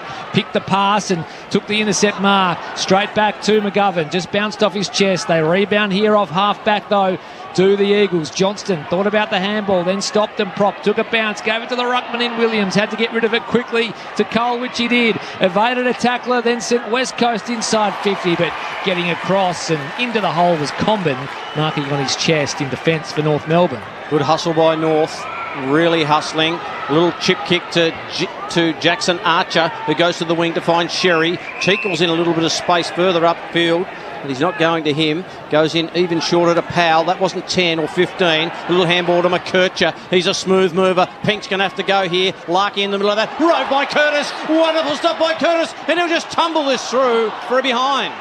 A drop punt might have been absolutely spot on for that, but he's muffed it, and Curtis kicks it behind. 7-5-47 to 3-7-25. The Kangas have it. It was great roving, but I wanted to see him put the foot down. Oh, hang on. What a wonderful grab on the outer side. Just going up and doing it beautifully was Reid. And Reid kicks inside 50. A Harley hanger on the outer side as Ryan attempts to replicate, and he can't quite do so. Inside attacking 50. Ground level ball hacked out of there by Elliot Yeo. It's flying goalward. He couldn't, could he? No. Jamie Cripps sees it over, a minor score. A little mini Harley hanger out on the outer wing. Not sure about mini. That was a well-timed mark. Landed on his feet too. Yes. Very, very calm. But Very higher bar for Harley. Guys like Cripps and Ryan, they've both only had 3 touches each. They need to get involved more in this game. The halfback flankers for North Melbourne are really having a lot of influence on this game with McKercher and these guys having a stack of touches. So they're not even defending as well as not actually getting the football. Eddie Ford with the footy here for North Melbourne. Here's Curtis on the lead. Marks in front of McGovern, who just raises the arms to say, I haven't encroached. Goes back to his mark. Up the line he goes, Teakle. Well, he got front spot, then dropped the mark. But luckily for him, Scott was there to rove. He had a 1-2 on with Sheasel. Couldn't collect on the way past. In fact, it was Davies Uniacke. Now Powell lends a hand, but Cole has the footy for the Eagles. His short kick was plucked off by Sheasel. Gave it to Davies Uniacke, who used Sherry. Davies Uniacke kept on running. Received the handball. Now Zerha breaks the pain of 50. This would be some goal from the Roos, but he couldn't quite nail the finish. A minor score, 7-6-48 go North Melbourne, 3-8-26 West Coast, 28.5 gone. Second term Saturday footy on ABC Sport. You'd normally chalk that one up to Zerha then, who's running through the 50, no one around him, open goal square. His last 2 shots really could have put this game pretty much beyond doubt at half time. Well, West Coast want to try and slow it down a bit, but that'll be really slow at the moment because it's half time. And the Kangaroos looking threatening. They've gone to 7-6-48 to West Coast 3-8-26. So they kicked 3 unanswered goals in that second term. And They take the lead in this game at Bellerive on ABC Sport. Chris, you've got some goal kickers. Yes, goal kickers singles to Harry Sheasel, Tom Powell, Toby Pink, Eddie Ford, Bryn Teakle and Robert Hanson Jr. for North Melbourne. And just the three single goal kickers for West Coast, True, Darling and Williams. I think I might have left a couple off there for North Melbourne. No, Powell. Powell's got two. Powell kicked two in that quarter, of course. Back-to-back goals to put North Melbourne up by 21, and they lead by 22 at the main break. A quick score update in the corresponding game taking place in Brisbane. GWS mounting a fight back just like they did last week against the Hawks. The Lions still hold a lead, though, 6-8-44 Brisbane to 5-3-33 the Giants deep into the second term at the Gabba. We might take a short break from here at Bellerive, where North Melbourne hold a handy advantage over West Coast. 7-6-48 North Melbourne. West Coast 3-8-26. 22 points the margin here at Bellerive. We'll take a short break and be back following ABC News.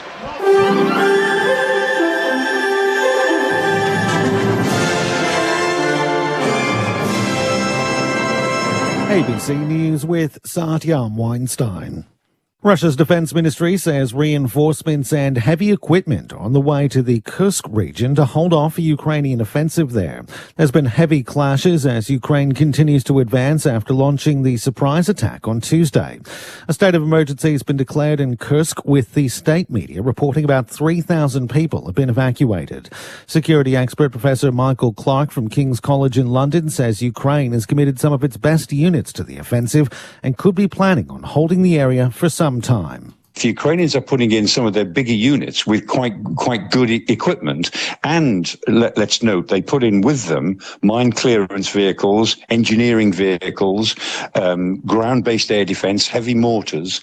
And this is not a quick in and out operation of light troops rushing in for 48 hours and then withdrawing. A senior official in Brazil says the cause of a plane crash that killed all 61 people on board is not yet known. Investigations are underway into the crash near the city of Sao Paulo that killed the 57 passengers and 4 crew.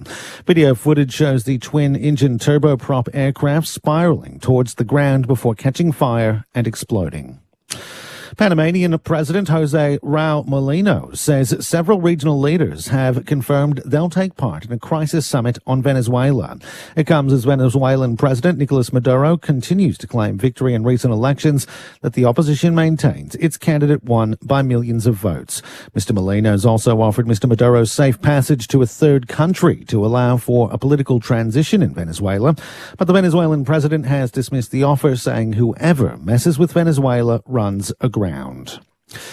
A man's in a critical condition after being shot by police at a hospital in Queensland's South Burnett region. Police allege the man threatened officers with a knife in the Kingaroy Hospital emergency room before he was shot in the stomach. The incident's the third police shooting in Queensland in less than a week. Detective Superintendent George Marchese says officers have noticed more aggression towards police in recent cases. Police are attending certainly many more incidents where there is a propensity for drug involvement, mental health issues that occur. We're certainly seeing an increased propensity for people to advance towards police with weapons. Victoria Police has issued an urgent safety warning as the number of lives lost on the state's roads reaches 173. It follows a sharp increase in the number of motorcyclists and pedestrians killed compared to the same time last year. Officers say excessive speed and impairment are the leading causes of both fatal and serious injury crashes. Police are urging drivers to remain vigilant, stick to the speed limit, and not to drive under the influence. South Australia's Ambulance Union says a patient in a residential care facility in Adelaide's northeast died while waiting 5 hours for an ambulance last month. Union spokesperson Leah Watkins understands the patient was initially triaged as a priority 3, which should have had a response within an hour. She says she understands the case was then escalated to a priority 2 and then priority 1, but says the patient died by the time the crew arrived. The incident occurred on July 10 during a month that saw ramping hours hit a record high in South Australia. Ms. Watkins says the incident is concerning. For every case that is delayed, there is a greater risk of that person deteriorating to the point that they may indeed pass away before an ambulance arrives. An SA ambulance service spokesperson has confirmed in a statement there had been a delay in attending to the patient in the residential aged care facility. They said the service's thoughts are with the family and care workers, and the case has been referred to the coroner. Australia's Olympic team will have more chances to boost its medal tally heading into day 15 at the Games in Paris. Here's Fraser Fife. Australia will be looking for more success in the pool, with the women's water polo team, the Stingers, set to face off against Spain in the gold medal match. If they win, it would be the team's first Olympic gold medal since Sydney 2000. Track star Jessica Hull will run in the 1500-metre final, while Stuart McSwain will do the same in the men's 5000-metre. Climber Oceania Mackenzie will compete in the women's boulder and lead, while Commonwealth Games gold medalist Eileen Thickamatana is the nation's sole hope in the women's 81-kilogram weightlifting. Australia sits third on the Olympic medal table with 18 gold, 16 silver and 14 bronze. And Algerian boxer Aman Khalif has won the gold in the women's 66-kilogram division. She's the first Algerian female boxer to claim a world title medal after winning by unanimous decision. You're now up to date with the very latest from ABC News. You can get more news at any time by downloading the ABC Listen app. The good scissors, lucky socks, Tony Armstrong action figure. You know, you can tell a lot about someone by asking what they'd save if their home was about to be destroyed. I'm Sean McAuliffe, and that's exactly what I'll be doing to Australia's best and brightest celebrity guests on my brand new TV show. Not destroying their homes, I'm asking them what they'd rescue. Sean McAuliffe's Eve of Destruction starts Wednesday, August 14 on ABC TV, and always free, always entertaining on ABC iView. This is ABC Sports coverage of the 2024 AFL season. Every match on the ABC Listen app. Look for the AFL button. Scott fended one off, then threw it on the boot. Ford, it just clean bowls Hunt. Ford comes back, little handball over the top. Zurhaar gets it across toward Dewar. Dewar goes to Sheasel. Sheasel for the check side has popped it through. Boundary throw-in just goes over the head of both. Ruckman picked up and shot at goal, and that is a goal. Powell did it beautifully. Just threw it on his left boot and it wobbled through. And the Kangaroos get goal number 2 for the term. Simpkin working close to the line. Got the handball over the top. That might be good towards Powell. Powell's had a bounce. He'll kick it inside 50. Who's he gone for? A little short kick. He muffed it. Pink got it back away. A little check side kick as a goal. And that's Powell, who just kept running. The 2024 AFL Premiership season. On your radio. ABC Sport Digital. And on the ABC Listen app. Yes, Bellerive Oval, the scene of North Melbourne and West Coast, where the Roos lead at half-time, 7-6-48 to West Coast 3-8-26. They're 22 points to the good after leading by 5 points at the first change. The Roos. Tom Powell kicked 2 goals in that second term. Harry Sheasel kicked the third of North Melbourne's 3. West Coast Eagles were goalless in that second term. Their 3 majors came in the first term via Zane True, Jack Darling and Jack Williams. Harry Sheasel, Toby Pink, Eddie Ford, Bryn Teakle and Robert Hanson Jr. all have singles for North Melbourne. There's another game underway in Brisbane where GWS have come back to narrow the margin to just 11 points against the Lions. They were down by 5 goals at the end of the first quarter, but it is Brisbane leading that game 6-8-44 to GWS 5-3-33. So every game just about, it feels like at the moment, has ramifications on finals placings and the top 8 and who plays where and when going deeper into September. A reminder, immediately following this game, we'll be off to Perth for Fremantle and Geelong, and then tonight there's the 2 games happening in Melbourne, one at Docklands between Essendon and Gold Coast, and the other at the MCG between Melbourne and Port Adelaide. Again, both of those, well, all 3 of those games having big ramifications for how the top 8 is shaped, with just 3 games remaining in season 2024. But right here and right now, it's North Melbourne and West Coast. The Roos 22 points to the good at half time. What did you make of it, Nathan Burke, that first half? It was a pretty scrappy old affair, it has to be said, but perhaps not totally unexpected.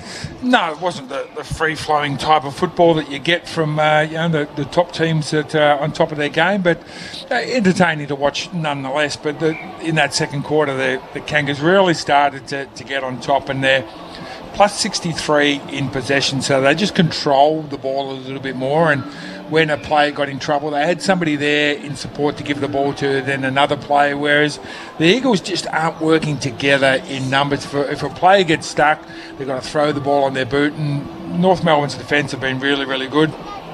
Contested possessions 79-56 in favour of the Kangaroos, so they're really harder around the ball when it's on the ground, and clearances 21-16, so they got on top there as well. But for me, it's a little bit of weight of numbers. If you just look at pure possessions, 11 Kangaroos have had 10 possessions or more, with McKercher up to 24, which is amazing.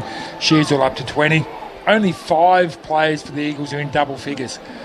They're just not getting contribution from a large section of their team out there at the moment, and some really important ones like Reed's just had the 6, and Elliot Yeo's just running around, he's just had the 8, and quite easy ones he's getting.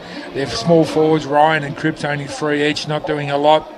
Darling's just had the 5, so there's a whole bunch of the Eagles players who just aren't contributing enough in this game, whereas for me it's the weight of numbers of North Melbourne, all of their players having an effect on this game, which making a big difference. So Berkey, when you go in at half-time now, West Coast needs to make a change. I'm looking at the ground, and you got Ruben Jimby playing pretty much at full-back at one stage on Big Teakle there.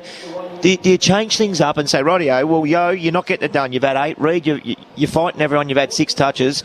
And Kelly, you've had 10. You're getting absolutely slaughtered through the midfield. Do you look at a bigger body now like Jimby, who can actually win the contested football, but he's also good on the outside where he runs and takes the game on? I know they probably need him off half-back, but there's no point in having him at half-back if you're not winning the football anywhere else around the ground. No, and I think Elliot Yeo's probably the man that you could put back there, because if you look at the half forwards for North Melbourne, they're coming way up the ground anyway and getting a lot of ball around the middle forward and these sort of guys.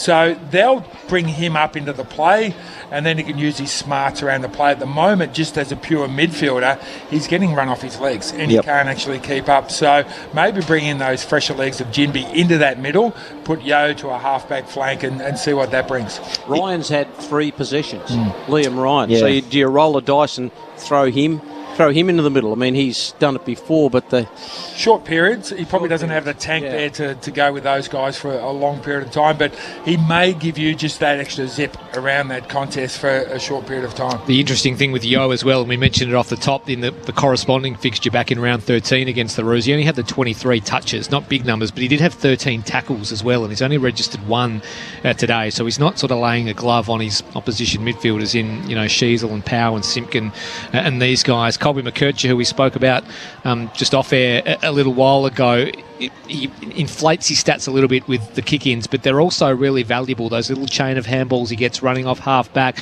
He's had 4 score involvements as well, which I think is second on the ground, only behind Sheasel for North Melbourne. So they haven't really attempted, by my eye, to stop him or to put the clamps on him. So that'll be interesting to see if they maybe find somebody to run with Colby McKercher off that half-back line who's doing a little bit of damage. What he does, he wins the ball or kicks out from full-back, like you're saying, and he links up. There's been multiple times today that he's got the 1-2, but then sometimes he's got the 1-2-3. He goes again.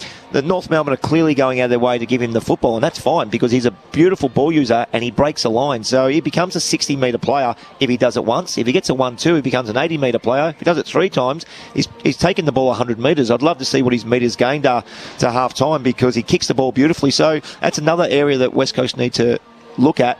But if the ball's coming in, it's only coming 20 times, and it's not beautiful lace out to the forwards, is it?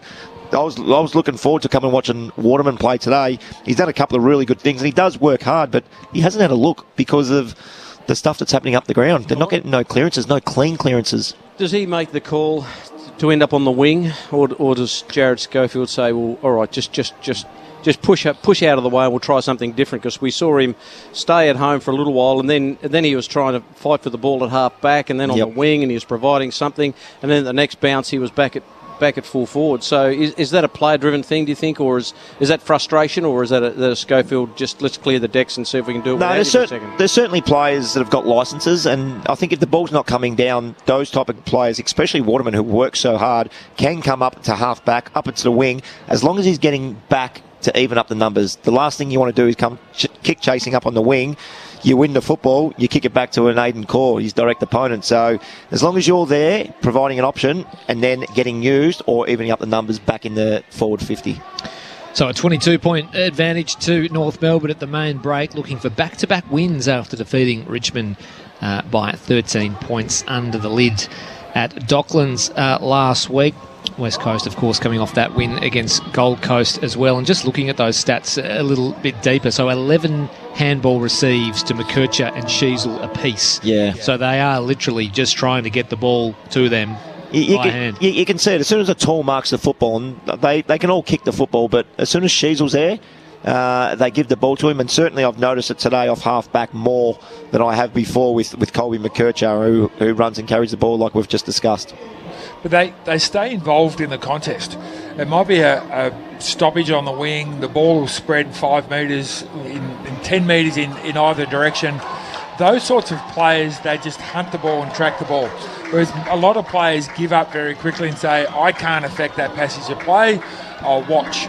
But Sheasel, these sorts of guys, they're just hungry for the footy, so they track that footy, and all it takes is that player to just slightly fumble half a second, and then there for that handball receive. And then they give the next one off, but they keep going.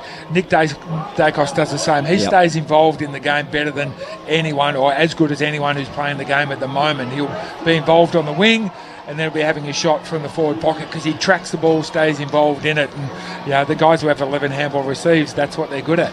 There's a little bit of structure around that too, Berkey, because I'm tipping from North Melbourne's point of view. You got Liam Shields on one wing, who's more of a defensive player, and Bailey Scott, who works super hard. So North Melbourne know, or in particular Colby McKercher knows, if he gets the football off half-back and links up and gets a 1-2 and ends up at half-forward, you got the coverage of the wingers who are going to come down and support and get your man anyway. So he's got a bit of a licence, I would say, looking from afar today, just to run off, and a wingman can come down and cover your man for that 2-minute period that you need to get back.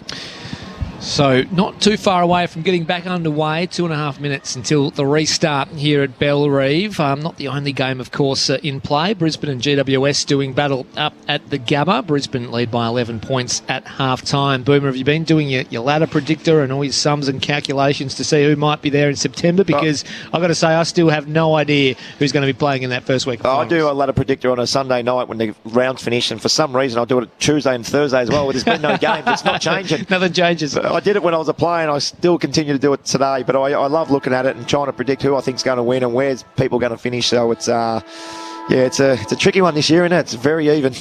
It's incredibly tricky. I've done it a couple of times, and I've had all sorts of combinations and scenarios, and Sydney falling to 6th and 7th, and Hawthorn coming up to 5th and 4th. And well, you only got to go back 4 weeks ago. Carlton was 2nd, Essendon were 3rd, and now you look at the ladder now, they're both in danger of missing the finals. It's a bizarre season. It's so close up the top, and up until last night, Collingwood was still a chance. It was sitting 13th, I think they were. So I don't think they can make it now, the Pies, can they? They're going to struggle big time. I think they're all but done. But huge clash tomorrow. Carlton and Hawthorn at the MCG. Adelaide and Western Bulldogs will have some ramifications as well over in Adelaide. Always dangerous territory there for visiting teams. And then there's Essendon and Gold Coast. Who knows what that'll produce at Docklands, and then Melbourne and Port Adelaide as well. Port Adelaide sort of still fighting to clinch a final spot. They're not locked in by any stretch either. Just looking at the other game, Brisbane and Giants, has it ever been windy at the Gabba? 4 goals to nothing in the first quarter Brisbane's way, 5 goals to 2 Giants' way. Maybe there's a big breeze down there at the...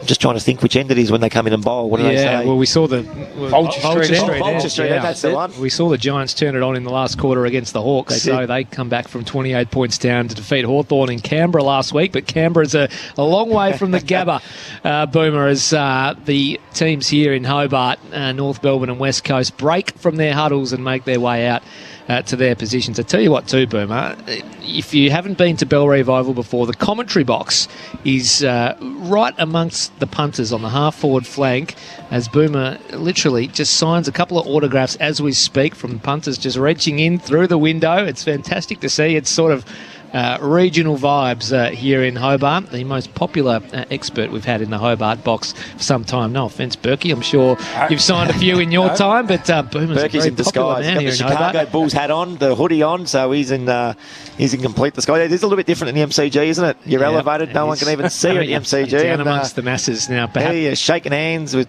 doing everything. Perhaps if the Saints were the home team, Berkey might be receiving a little bit more love. But we are ready to go for this third term, opening of the second half here in Hobart. North Melbourne and West Coast. You're with Michael Maney.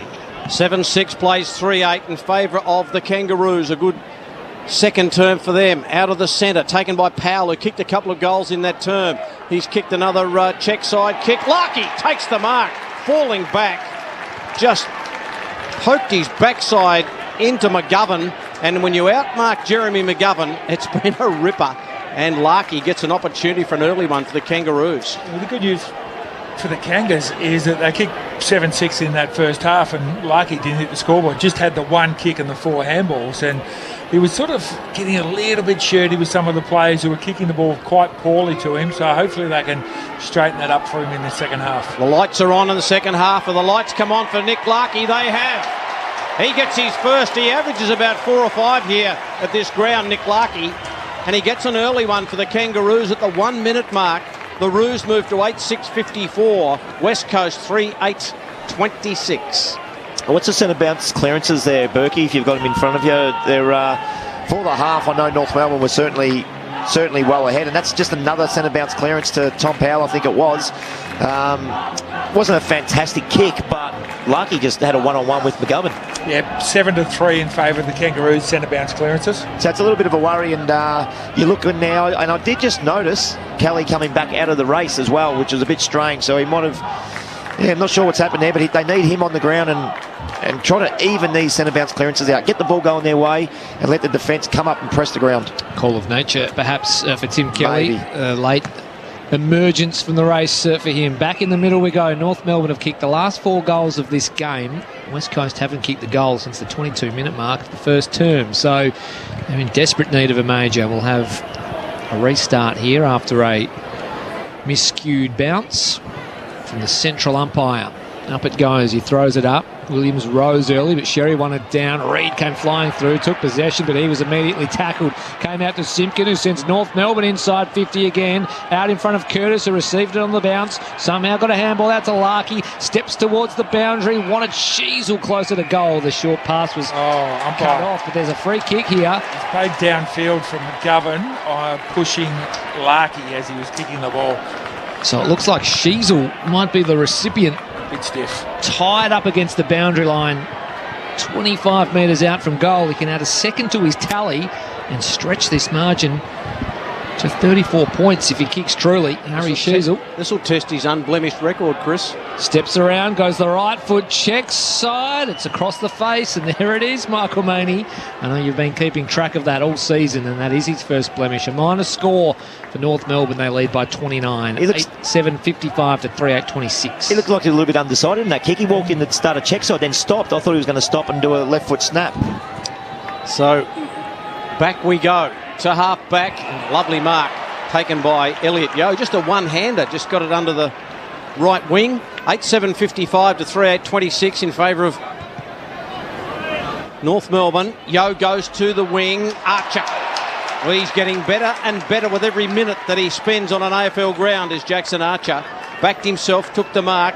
There were a few around him. A good, strong overhead mark.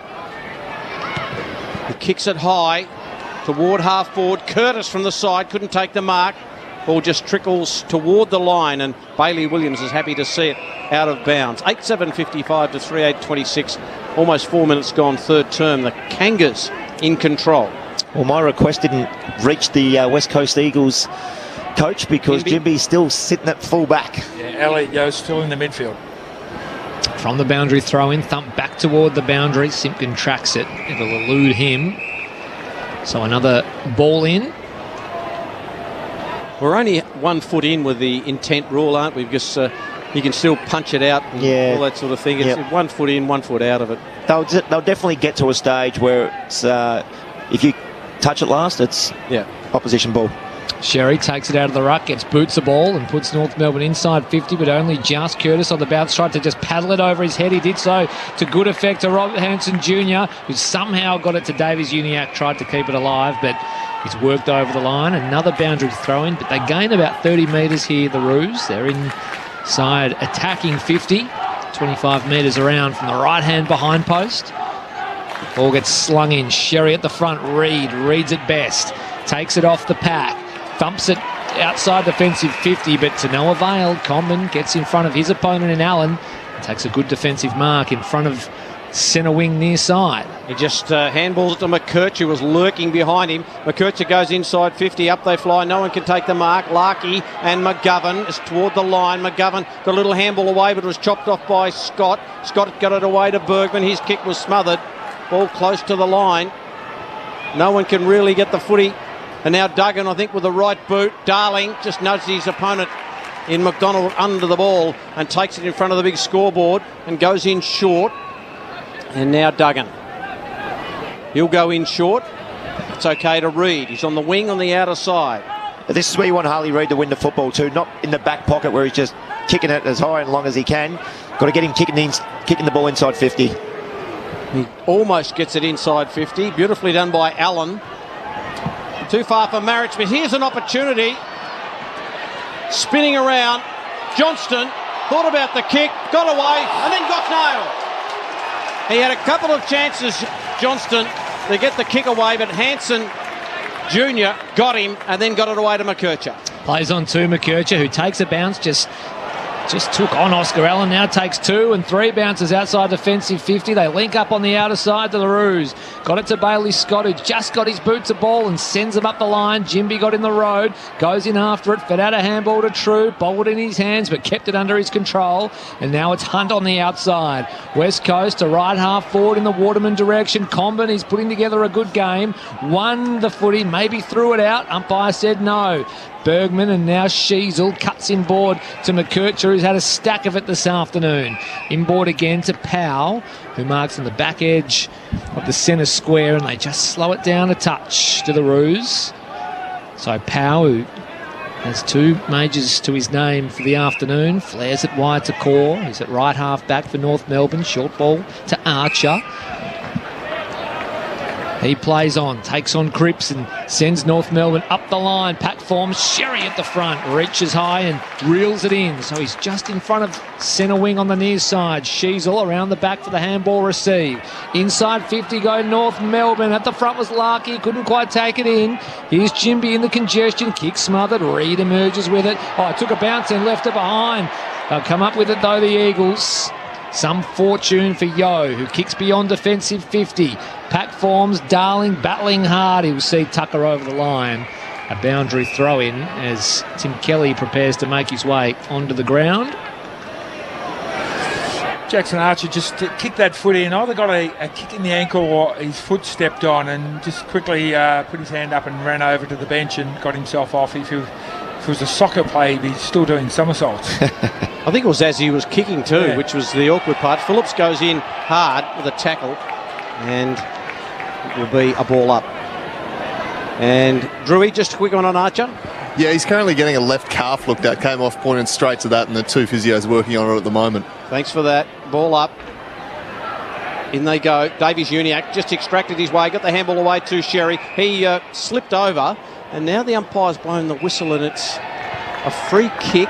Everyone's looking around. Might be going to Davies Uniacke, is it? Yeah, it's going to West Coast. Against Curtis, was it? No, yeah, against Paul Curtis. Back in the back pocket on Witherden, so they must have had a little dust up of some sort. Right, really hard to pick that up. Here's the kick was chopped off by Bergman. Bergman goes out wide, but his kicking hasn't been on point today, Miller Bergman, and he apologised to Harry Sheasel. So this is the difference between, and this is why we're watching right now 16th versus 17th. Like that kick, if that's Hawthorn, that hits and they go and it's another inside 50, give their forwards an opportunity.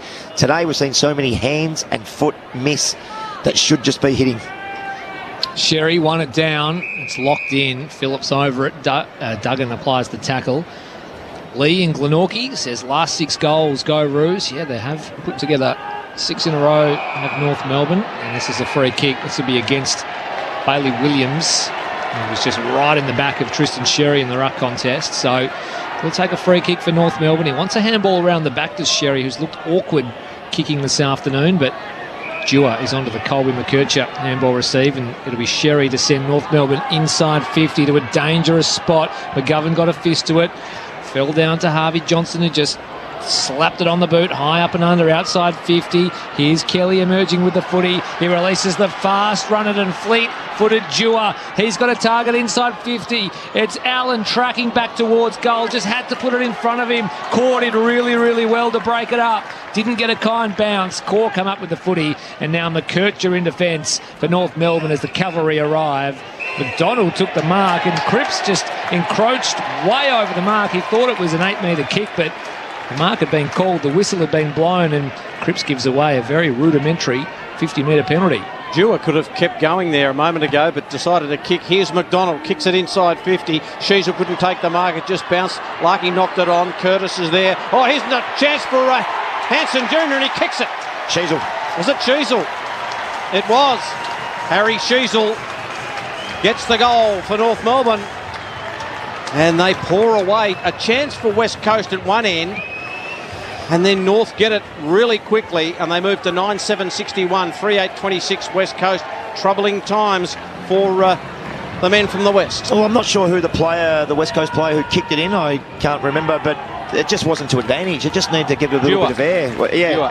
And Oscar Allen would have just ran onto it. Would have been a chest mark because he had Aidan Core. He had Core done by the bit. So that's the little skill errors that I'm talking about. North Melbourne transition to football and go straight in, get a deep inside 50 and a bit of chaos ball, and they score out of it. Perky, when's the time now, if you're Jared Schofield, do you pull the trigger and say, this game's going to get out of hand if we don't do something slightly different?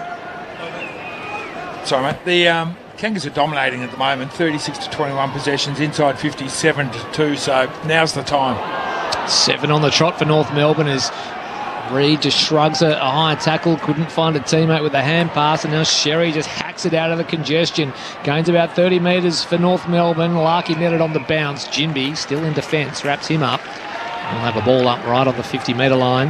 If I'm Jared Schofield as well, I'm experimenting. I've got nothing to lose. I'm going to chuck plays around. If something comes off, I'm going to look like a hero. If it doesn't come off, it doesn't matter. I'm going to lose this game anyway. Exactly. So, throw the magnets in the air. See what you can do. See what you can create. See who can play in different spots. Forward marks for North Melbourne. The Tom Powell kick out wide. He comes inboard now and spears one inside 50, but it's True getting in the way and taking the defensive mark.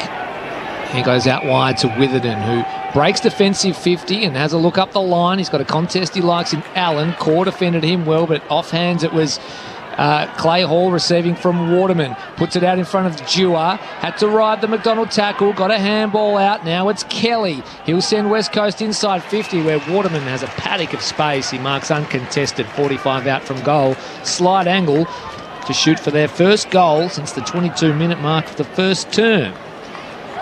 22-minute mark of the first term. It's a long time, isn't it, between drinks? Now, I know they've kicked a few behinds and probably a couple of easy behinds as well, but gee, they need this goal just to give them a little bit of something back. So Jake Waterman been so impressive this season. A rare shining light in an otherwise dark year for the Eagles. Crosses the paint of 50, sets sail on goal. Can he cut the margin to 29? He can't. It's drifting across the face. So 34 points the margin, a minus score. North Melbourne 9-7-61. West Coast 3-9-27. It's Saturday footy for ABC Sport. Halfway through the third term here at Bellerive. Couple of behinds to Waterman today. 9-7-61 to 3-9-27. Scott for North Melbourne kicks to the wing. No one can take the mark. Jack Williams there. Yo tries to burst his way through his court in a Simpkin tackle. The umpire delays the whistle. They're looking at each other. Who's going to blow the whistle? They were. They both looked at each other and was like, oh, who's in charge here? Yeah. Up it goes. Or just knocked down. Ryan can't get it. Brought on by Kelly. Fed it back to Yo. Yo with a left footer that's getting close to the line. It just bounces on his point. Back inside. Bergman came through. Thought the initial tackle might have been a bit high. But the umpire says, I'll ball it up right in front of our vantage point. It's a long way away from where they kick them from down the other end, I can tell you. Up goes Teakle, knocks it down. Liam Ryan has had a bit of a dirty day, it's got to be said. Hanson Jr. can't get there. It'll be a boundary throw-in right in front of the interchange gates. And the scoreboard sees North Melbourne 9-7-61 to the West Coast Eagles 3-9-27. I said Liam Ryan just put his head over that footy and reach out with two hands and make it his own, not just sort of tap it along with one hand so it goes out of bounds. Here is Liam Ryan, who feigns one way and then goes the other off the stoppage, sends West Coast to left half forward, and Darling stands tall and takes a mark 55 from goal. Wheels around, tries to put something into the pocket. He's got Allen tracking back, has to wait for it to bounce, does so eventually. High ball, shot on goal across the face, nobody able to take the mark. Waterman's there, just bobbled off his hands. Cleaning up the mess was Tucker. He'll clear the defensive zone via a scrappy kick to Larky, who just had to go and find it. Then Tucker received the handball going back and tumbled one towards the outer wing. Pink in a contest with Jimby. He knocked it into the path of Simpkin. Really clever. Shields now. Forward. Back to Shields. He's got a man over the top in Simpkin, who got up and kept on running. He's on the outer side. Short ball to Pink, and they worked out really well to North Melbourne. Pink marks 75 from goal, left half forward. So 2 kicks from the big sticks. Launches North Melbourne inside 50. Pack of players form. Over the top was Witherden. Eventually spills to Marrick. Wheels onto his right. Kicks to nobody in particular. There's a contest out wide, and it's Bergman outmarking Dewar. Got the little short kick away. That's okay. Now another little chip kick finds Powell. And now Powell across to McDonald. McDonald inside 50. It's a high ball. The high flyers. Who's in position A? Reed's there. Ball just might be just guided through by Jinby. It's a behind. And the Kangaroos 9-8-62. West Coast 3-9-27. We've gone 16 and a half in the third term. McGovern. Something interesting then, Harley Reid picking up his opponent off the ground, which it's not the way he plays. We see in the first half he's had a couple of little fights, and he loves that sort of stuff to get himself into the game. Kicks beyond defensive 50. Did McGovern. It might come back in. No, it'll roll over the boundary line as Hanson Jr. can't quite get there in time. So a boundary throw in right where the 50 meets the boundary line. North Melbourne in attack. And looks like Andrew Gaff might be readying himself to be injected into the game. The Eagles veteran and champion. Larky out of the congestion. Got boot to ball somehow. Sends a flying shot towards goal, and here's Pink. It was touched off the boot, so he had to force the handball back to Phillips, who's worked over the lines. They get out of jail to the Eagles. They trail here in Hobart, 9-8-62. West Coast 3-9-27. 17 and a half gone. Third term Saturday footy on ABC Sport. Michael Maney. Right half forward. Just inside 50 for the Kangaroos, who've really put a stretch in this game. Jack Williams knocks it down. A couple of players slipped over, taken by Johnston. Clears the decks. Comben had one grab at it, couldn't get the second. McKercher, he's taken the ground by Ryan, and he's laying on the football, and that's pretty hot. Very hot stuff. Ryan gets the free kick, and now he runs away. His target is Waterman. The kick is terrific, but Ford got back in the hole. That was gutsy play by Ford, because that was a Waterman mark for every moment of that. And now McDonald has cleared the decks and kicked it out of bounds on the full. The Eagles about to make their sub. Drewy quickly. Clay Hall has been subbed off for Andrew Gaff, who's just run straight onto the ground. And Marich does well, and the short pass finds Waterman. So Andrew Gaff finds his way in place of Hall, and Jake Waterman, who had a shot a few moments ago and just hooked it. He's been out of sorts today, pretty much, Waterman. He just hasn't had much going for him, and he's gone back as long as Brett Lee on this run up. And let's see what he can do. Couple of behinds. There's a Coleman medal chance. They've booted only 3, and as Chris Rowbottom said, their last goal, 22-minute mark of the first term. Here's Waterman. He's going to steer this one through. So they break the drought for the West Coast Eagles. They move to 4-9-33. They trail the Kangaroos 9-8-62. Goal number 1 for Jake Waterman. And that will give them a little bit of hope that they can come barnstorming home in the last quarter. But it's been all North Melbourne.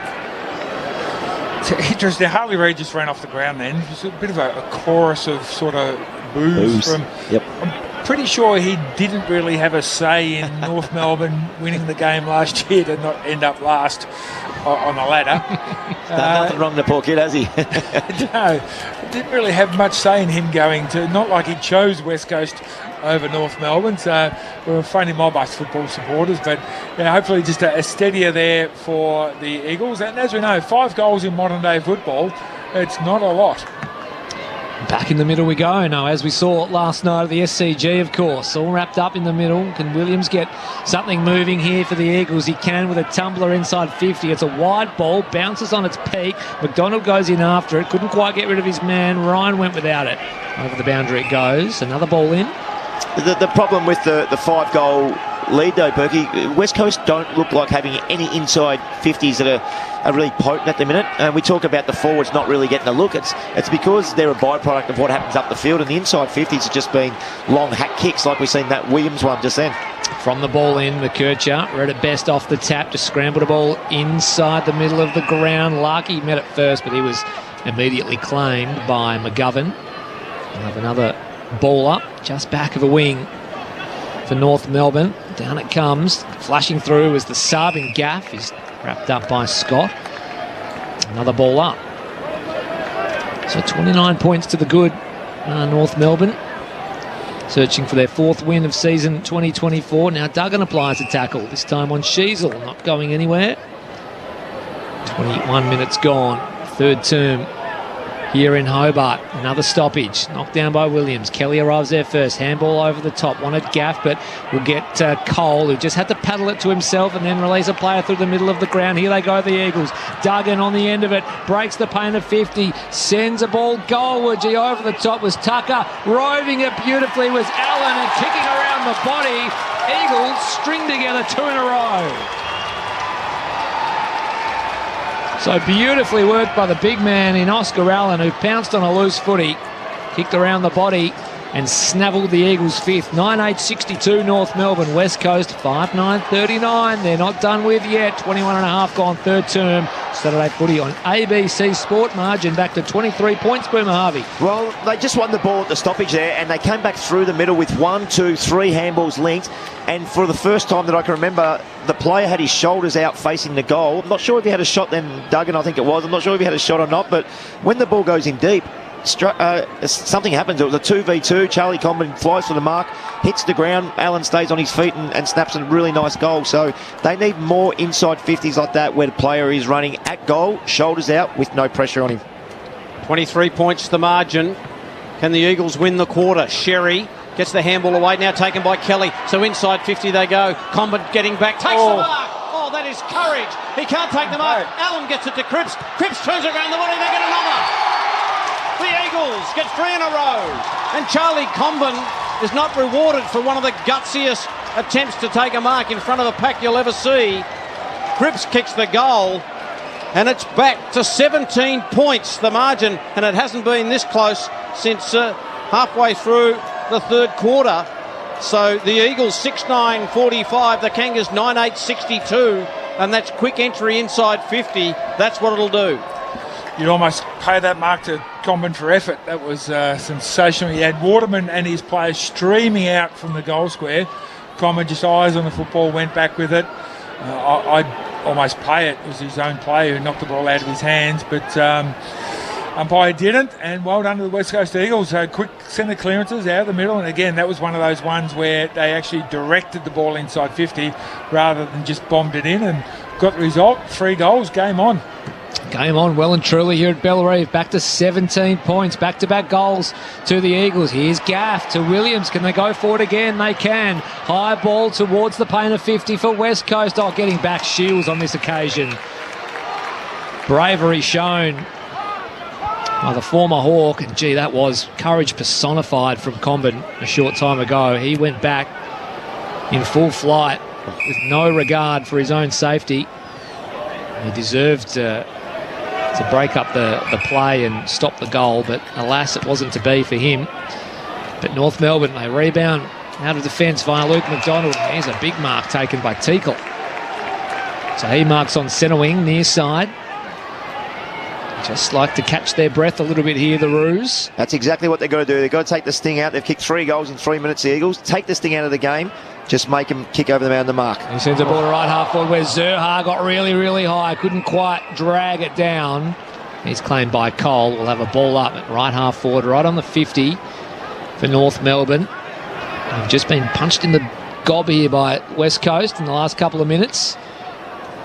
Williams wins it down. Here's Gaff, and he releases Johnston. Forward they go again here, the Eagles. Here's Darling in front of McDonald. He was held onto. He'll get a free kick or a mark. And they've got players streaming back towards goal. Here's Allen. He marks 45 from goal. Comben couldn't get there to affect the spoil. And Allen will kick for another goal. The Eagles' 4th in a row. So it was Waterman, then Allen, then Cripps. And Oscar can add a second here from directly in front, 45 metres out. Reduce the margin to just 11 points. It was 35 points at the 10.5-minute mark of this quarter. So Oscar Allen, biggest kick of the game so far, leans back on the kick, looks pretty good. The crowd like it. Oscar likes it even more. West Coast Eagles back in town here at Bellerive. He puts through number 2. That is 4 in a row to the Eagles. And we're back to an 11-point ball game. The script has been flipped here in Hobart. 9-8-62 the Roos. West Coast 7-9-51. 25 and a half gone. Third term. Saturday footy on ABC Sport. Boomer Harvey. 4 goals in 7 minutes. Now they start looking like they're getting some one-on-ones. They're getting the ball usage coming out a little bit quicker out of the defensive half of the ground. They're linking up with hands and they're getting the one-on-ones. Darling got a free kick there, but he probably was going to mark the ball on Luke McDonald anyway. Oscar Allen streaming to goal. Beautiful weighted kick. That's more skillful play by the Eagles than we've seen all day.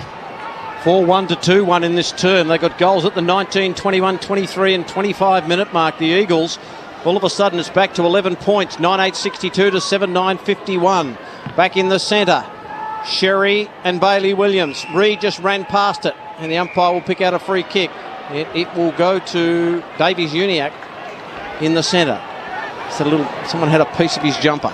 You see what the maturity's like here with North Melbourne. What do? Do they keep going forward as hard as they can, or just try and take a sting out of it? Goes inside 50. Witherden, the handball across to Johnston. Johnston gets it to Gaff, who's had a few important touches, but stolen from him by Sheasel. Sheasel closes on 50 and kicks it across the face. It's still in play, or was it? The boundary umpire's got his hand up, and now it's too high. Curtis gets the free kick and lays it off to Shields, and Shields will have a shot from the left forward pocket. Slight angle. That was just lazy there by the West Coast Eagles defender coming in. When Curtis had just picked up the ball on the boundary line, was expecting just to be pushed across. He was standing still. The West Coast player just came in and inexplicably grabbed him high around the neck. The umpire had no choice but to pay a free kick. This to re-establish a 17-point margin. Liam Shields from about 30 metres out. Slight angle. Right side for a right footer. Sits it up and pops it over the goal umpire's hats. A steadier for the Kangaroos. Their 3rd for the quarter. Their 10th for the game. 10-8-68 to 7-9-51. We've gone 28 minutes in the 3rd quarter. You're listening to Saturday footy on ABC Sport. Well, it's a great call, Perky. He should have just been pushed in the hips or even just nudged. He would have. It was on the boundary line. He would have been taken a step out of bounds and would have been over and done with. And then a really poor free kick, and then poor checking by the Eagles too, leaving Liam Shields just sitting out 35 at a slight angle. Goes back and slots it. That hurts you, doesn't it, when you kick 4 in a row in 4 and 6 or 7 minutes, and you got all the momentum. Yeah, it was Marek, unfortunately, young fella. Now he's having a spell on the bench. Might get the headphones handed to him, with Schofield just saying, you need to be better than that. We're coming back. You can't give the opposition an easy goal. Breathing space for North Melbourne, and they can go for it again here via the hack kick of Tristan Sherry. Lucky got front spot. Couldn't quite take the mark. He might have had the arms chopped. Umpire said no. It just scoots out the side to Tim Kelly, who kept it in somehow. Did he? No, he ran it over the line. So boundary thrown in front of the hill, just back of a wing for West Coast. And this game has roared to life in this 3rd term. West Coast have kicked 4 of the last 5. They had it back to within 11 points Kelly might have been held onto by Simpkin. Umpire said no as Yo goes to ground. We'll have a stoppage. Still back of a wing for West Coast, deep into this third term. All to play for here at Bellerive. Sherry over the top. Yo will get there first. Oh, got absolutely clobbered by Curtis. Umpire said play on. Gaff tried to extract her, had Shield for company. Hunt on the outer side, moving towards the boundary. He's claimed by a couple of roos. Shield's one of them. Bergman in there too. A ball up at left half forward. Kangaroos looking to extend the lead. We've gone almost 30 minutes in the third. And a few goals kicked though. Might go another minute or two, but it looks like Elliot Yo, is he injured? No, he's okay. Gets up, the ball up. Williams knocks it down. Sherry tried to go off the ground. Little quick kick out of there, taken by Simpkin. Simpkin just jammed it on the boot. It's a real wobbly ball. Inside 50, it's going toward the line. And Zurha just had a shot. It might have gone across the face, and it's a behind. So 10-9-69 the Kangaroos, 7-9-51 West Coast Eagles. It's important the Eagles don't give up a couple of late ones here and undo all of their good work and blow this lead back out to 4 or 5 goals before the break. 3 straight kicks the margin here at Bellerive. North Melbourne in front. Kick beyond defensive 50 from McGovern. It's punched out of bounds. A ball in. Harley Reid just plopped himself at full forward now. He looks like he's limping. I seen him telling his opponent, Jackson Archer, about a sore ankle of some sort. So playing the deepest towards the West Coast Eagles goal. Both of them have got a sore ankle anyway, so it's even. And he might get involved here. Yo slaps it forward. He just got rid of Archer, but the cavalry arrives for both clubs, and there's a free kick out of the congestion here. It'll go West Coast's way. No, they thought about playing onto the advantage. Umpire's going to call it back. It'll go to Liam Ryan inside the centre square. 2 kicks from goal. Yeah, Harley Reid noticeably limping. Well, they got the 1 minute sign up on the bench, so we're under a minute right now. Can they pinch one here, the Eagles? Deep entry here from Ryan. Big fly at the back. Allen on the second bite. He flew from 3 deep. And Oscar Allen has taken this game by the scruff of the neck. He takes the mark and he'll kick for a third major. 30 metres out directly in front.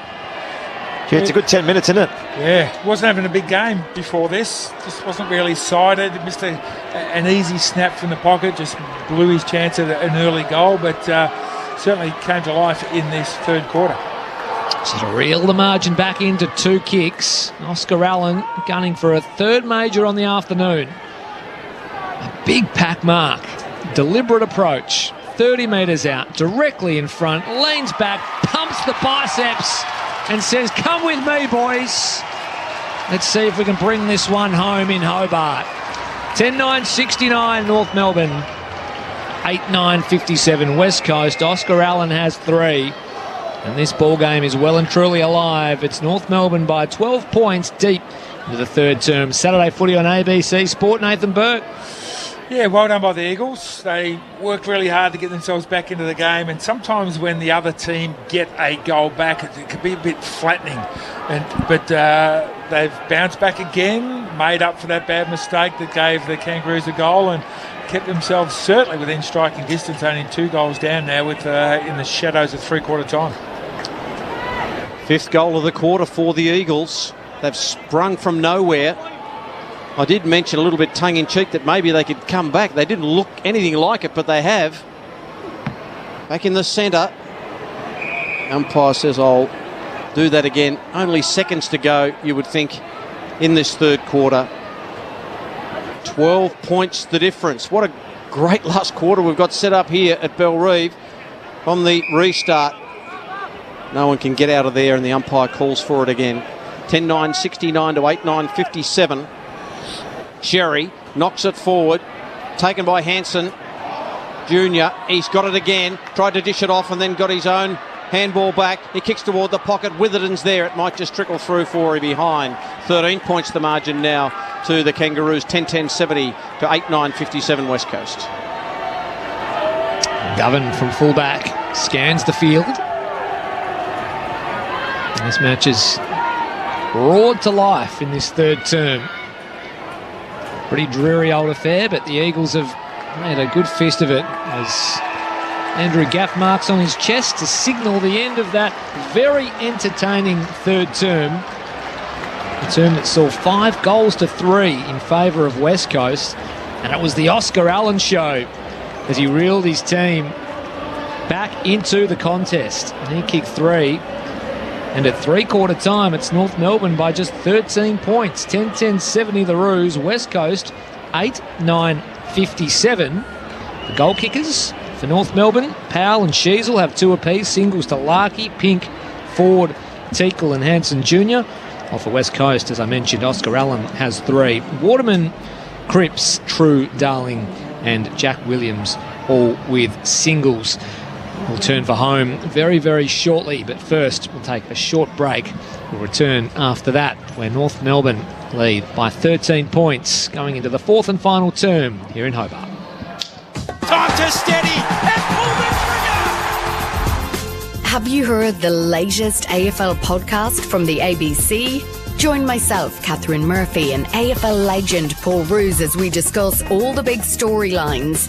Feed your footy obsession or just learn more about the game as we bring you all the latest news and analysis. Find the ABC AFL Daily Podcast on the ABC Listen app. This is ABC Sports coverage of the 2024 AFL season. Every match on the ABC Listen app. Look for the AFL button. Out of the centre, taken by Powell, who kicked a couple of goals in that term. He's kicked another check side kick. Larkey takes the mark, falling back. The lights are on in the second half, and the lights come on for Nick Larkey. They have. He gets his first. Cole, who just had to paddle it to himself and then release a player through the middle of the ground. Here they go, the Eagles. Duggan on the end of it, breaks the paint of 50, sends a ball goalwards. He over the top was Tucker, roving it beautifully was Allen and kicking around the body. Eagles string together 2 in a row. Sherry gets the handball away, now taken by Kelly. So inside 50 they go. Combat getting back, takes the mark. Oh, that is courage. He can't take the mark. Allen gets it to Cripps. Cripps turns around the body, they get another. The Eagles get 3 in a row. Can they pinch one here, the Eagles? Deep entry here from Ryan. Big fly at the back. Allen on the second bite. He flew from 3 deep. 30 metres out, directly in front, leans back, pumps the biceps and says, come with me, boys. The 2024 AFL Premiership season. On your radio. ABC Sport Digital. And on the ABC Listen app.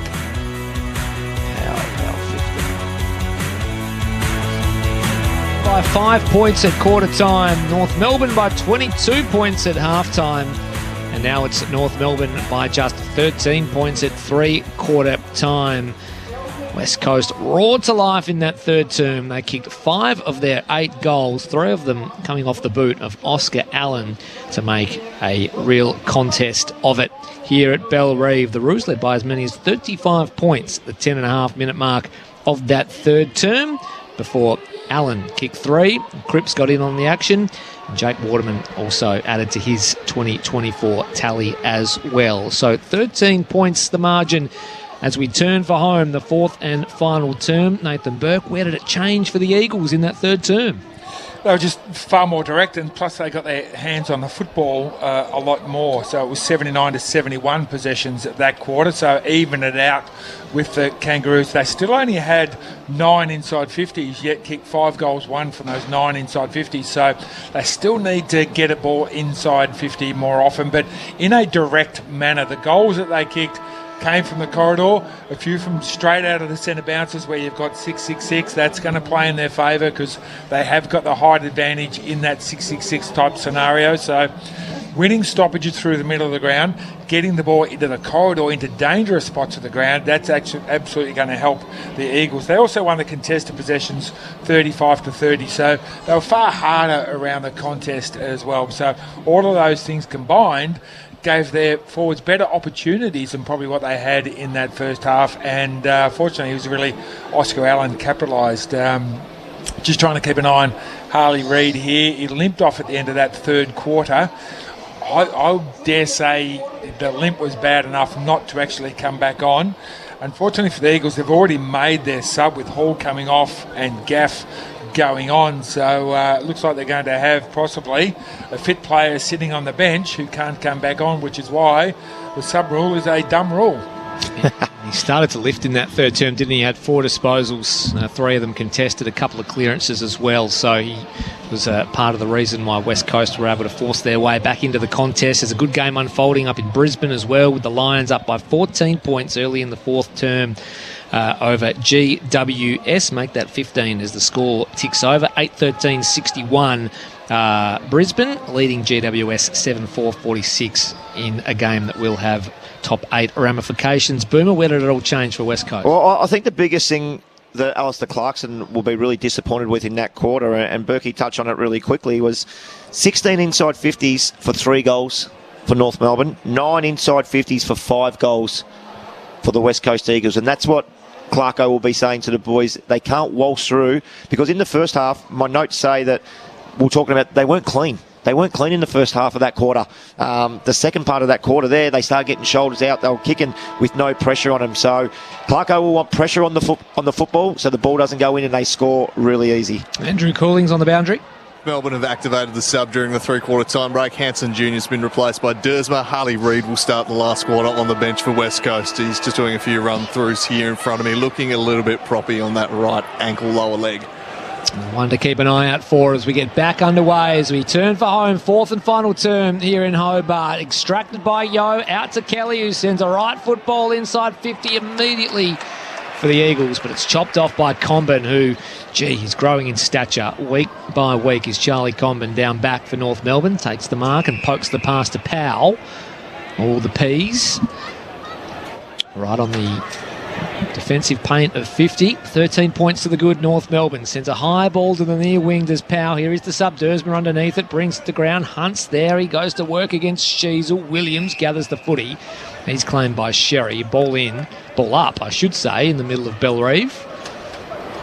Sherry and Williams contest it. Williams got to the front decisively, just smacked it out of the area. Cripps couldn't quite gather it on the bounce. North Melbourne with the numbers here. Comben works it back to Pink. He just had to evade the Cripps tackle. Hung onto his jumper, but scrambled a ball forward. Knocked forward by Sheasel. In West Coast hands now. True has a target inside 50. Waterman's got loose, and he marks 48 metres out from goal directly in front. And he can narrow the margin.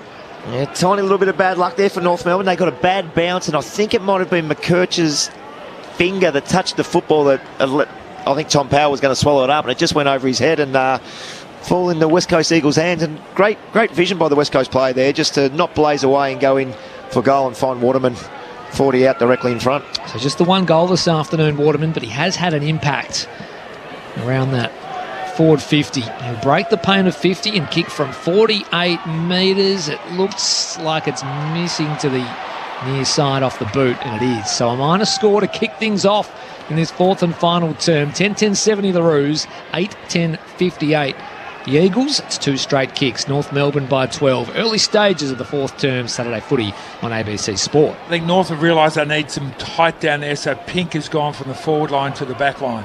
1-3 to Waterman today. So McKercher just had a little run from fullback and then found Sherry, who gives it back to McKercher. McKercher just thought about it and then kicked to the wing looking for Dersma. But that man, the intercept defender, class act in McGovern, took the mark. McGovern's kick, well, that's going to come straight back because Sherry can't take the mark because Ryan was there. Well done by Sherry at ground level. Got it to Davies-Uniacke. His handball's looking for McKercher. He finally gets a hand on it and then lost it. Then has to pirouette and gets the handball back to Simpkin on the bounce. Simpkin goes out wide. He's got Shields in a bit of space, and Shields will take the chest mark. Right on the wing on the outer side. North Melbourne kicking to the city end, if you like. And that little short kick finds Curtis. A long way from goal, Curtis. Just sits it up, looking for Sheasel. Can't take the mark. And Simpkin just backed it up. Got a handball away. Davies-Uniacke. Lovely looking kick. Looking for forward. Just overcooked it in the pocket. Did have a little bit too much on it, that kick, and it rolls out of play. Boundary throw in. Left forward pocket. Kangaroos in attack. They might have to take all those half chances because the Eagles are going to keep coming. They've got their tails up and can't afford to leave some easy ones on the table. From the ball in, Williams front spot ends up with Simpkin. He's harassed by Kelly. It bobbles up into The hands of Jaden Hunt, who slaps it on the boot, high, up and under around the corner. Darling front spot, couldn't quite complete the chest mark. Oh, with desperation, Allen just pattered it into the path of Cripps, but it just eluded him at the crucial moment. But Kircher came through, gave it to Conbin. Now Pink, his kick's a shocker. He's turned it straight over to Duggan, middle of Bellerive. Duggan plays on immediately, gets onto his left boot. He's got Liam Ryan out wide. Marks on his chest, 70 from goal. You send West Coast inside 50. Short pass is good. Cripps takes the mark. He feigns for the 50. He flops to the ground. What will the umpire say? He won't be that easily fooled, surely. He's not. No, great composure by Liam Ryan then. He just had full control over it. They had Waterman, Oscar Allen really leading hard to the pockets, and he just held the ball up for a fraction of a second and waited for someone to hit up at him, which is probably the easiest kick in football if you just wait it in front. And Cripps was good enough to find that space. North Melbourne led by 35 points at one stage, and if Jamie Cripps can kick truly here from 40 metres out on a slight angle, he'll reduce the margin to just 6 points. He sets sail for home, and as soon as it left the boot, the Eagles fans are out of their seats. He kicks number 2, and it's a 1-goal ball game here in Hobart. 10-10-70 North Melbourne, and the West Coast Eagles have come from the clouds. They're 9-10-64. Plenty of time left, only 5 minutes gone in this fourth and final term. Saturday footy on ABC Sport. Nathan Burke. Well, if I'm Al Clarkson, I'm actually loving this scenario because they got 30-something points up. They could have maintained that and maybe won by 30 in the end. Yeah, that's good. You've beaten a depleted West Coast Eagles side. But now we've got the game. We've got scenarios where we're in front and the other team's coming back at us. We've got a bit of a run on. What do we do? What sort of areas of the ground do we take the ball at? Who moves from the forward line to the back line to plug a hole? So if you're a coach who's teaching your team how to play, you'll be loving this. West Coast haven't led since the 29-minute mark of the first quarter. Inside 50 go the Kangaroos, taken by Teakle. He's tackled. How will the umpire see it? He'll say... That's a free kick against you, Bryn. He's been, Jerry McGovern has been outstanding today, and he's played on Nick Larkey, done a job, but I reckon he would have had 7 or 8 intercept marks as well. Goes out wide, gets his target, and he takes it. That's Jack Williams on the outer side. How many marks has he taken, Berkey, McGovern? By this, he's only taken 5. Yeah, not sure about those stats. Yeah, he's had 19 possessions, which is the most for the Eagles. Williams tries to go to Williams, and the ball is knocked out of play. Waterman says that was deliberate by the Kangaroos, but he's not going to sell that one. It'll be a boundary throw-in. Eagles slightly in attack, just forward of the wing. Up it goes. Williams, Bailey Williams and Sherry over the top row, beautifully by Phillips, and he just puts a step on them and then just kicks toward Teakle. He can't take the mark, knocked away by McGovern, gets his own ball back, gets a handball to Gaff. Now to Hoff, little handball back to Kelly. Kelly slips over, underground handball looking for Cole. Cole's got to thread it through. It ends up with Gaff. Now McGovern off a step, kicks inside 50. Waterman's the target. Ball flicks over the back. Here's a chance for Ryan. Can he get through? Gets the handball to Yo. Yo's tucked in the pocket. Left foot step. It's a miracle goal. Scores are level. West Coast 10-10-70. Kangaroos 10-10-70, 7.5 gone in the final quarter. What a kick from the pocket from Elliot Yo. That was sensational, wasn't it? It was a great finish, and we'll talk about the finish in a second, but it was the work done around the ground. West Coast Eagles, they weren't super clean with it, but they just kept the ball alive. They hit the ball along the ground, went through Kangaroos players' legs. McGovern had 3 or 4 touches there, Berkey. He's been instrumental in this game today. The ball goes forward. A contest from the tall forwards, which is always important. Liam Ryan scooped on the ball, beautiful pickup, and then we can talk about the finish now. Left foot, Elliot Yo running towards the boundary, bringing the ball back the other way. Very hard goal to kick, but went straight through the middle. 7 of the last 8 goals belong to the West Coast Eagles. Andrew Cooling's on the boundary. Harley Reid's just made his way back out on the ground. Spent the first 7 minutes of the quarter desperately trying to prove to the physio and doctor he was good to go. He appears to have convinced him, and he's trotted out to full forward. The news doesn't get better for North Melbourne. Here's Sheasel in the middle. He's harassed by True. They've sent him to Sheasel, where's Luke Davies-Uniacke bursts away from the middle. He finds Curtis by hand. A steadier here for the Roos. A left foot bomb from Paul Curtis. And he replies instantly for North Melbourne with one of the goals of the day. 11-10-76 go North Melbourne. 10-10-70 West Coast. Out of the middle, Luke Davies-Uniacke to Curtis for his first of the afternoon. Yeah, well played by North Melbourne. They'd seen the other team come back, whittle down that 5-goal lead to level the scores, but these centre bounces are just so crucial. Davies-Uniacke bursting out. I think it was Curtis's player, had to come forward. It's just a quick handball over the top and a lovely finish by Curtis from 48 metres out dead in front. So I think we're in for a ripping finish here because both teams want to win this game. You can just tell Eagles are up and about. The Kangaroos, they're going, hang on, this is our home away from home. We don't want to get done down here.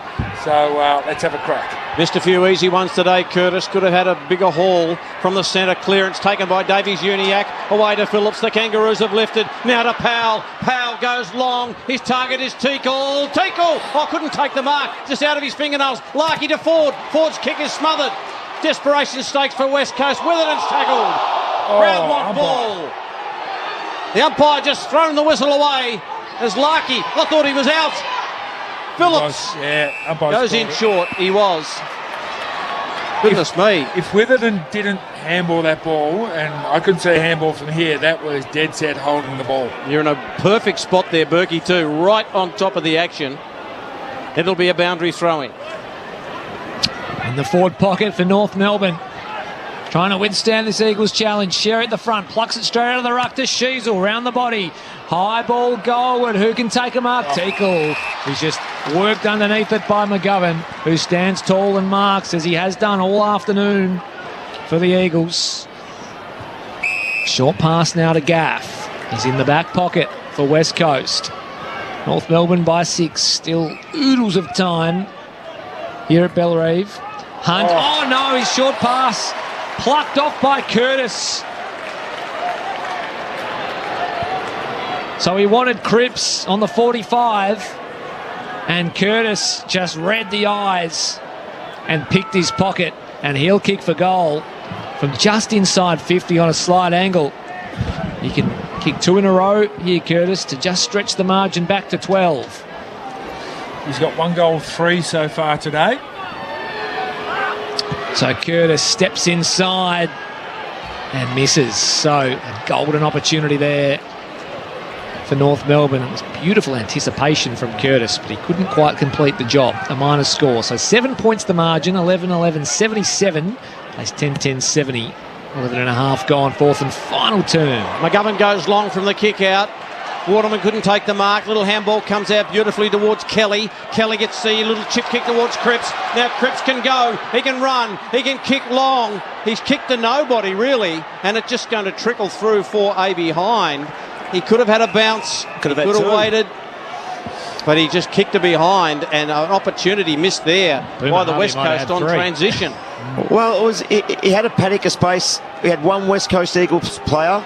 Don't go to score review for a point or out of bounds. He had one West Coast Eagles player, a teammate, and a North Melbourne player in between him and the goals. If he runs and bounces the ball, the North Melbourne player has to make a decision. Does he press? If he does press, it's silly and he'll go over the top and it's a certain goal. Or does he stay with the North Melbourne player and let him run in at about 35? But he didn't do either. He had a shot from 45 on the run, which was, a little bit bizarre for me. This might have just brushed the behind post on the way past, so it'll be ruled out of bounds. No score. Which is a great result for West Coast, and unfortunately not a good result for North Melbourne. So deep in attack for the Eagles, a metre around from their left-hand behind post. Can they pluck something out of the congestion? Here's Kelly. Couldn't quite bring it under his spell. Had to go back in and find it. McKercher reefed it out of the contest. Fed it out to Davies-Uniacke, who slapped it on the boot. Went towards the outer wing. Teakle couldn't bring it down. Jimby in a good contest. Got boot to ball. Ryan. Here's Harley Reid. breaks the tackle. No, he doesn't. He's swung around by Archer, but he fed the handball out to Waterman. High ball on goal is missing. And that was almost...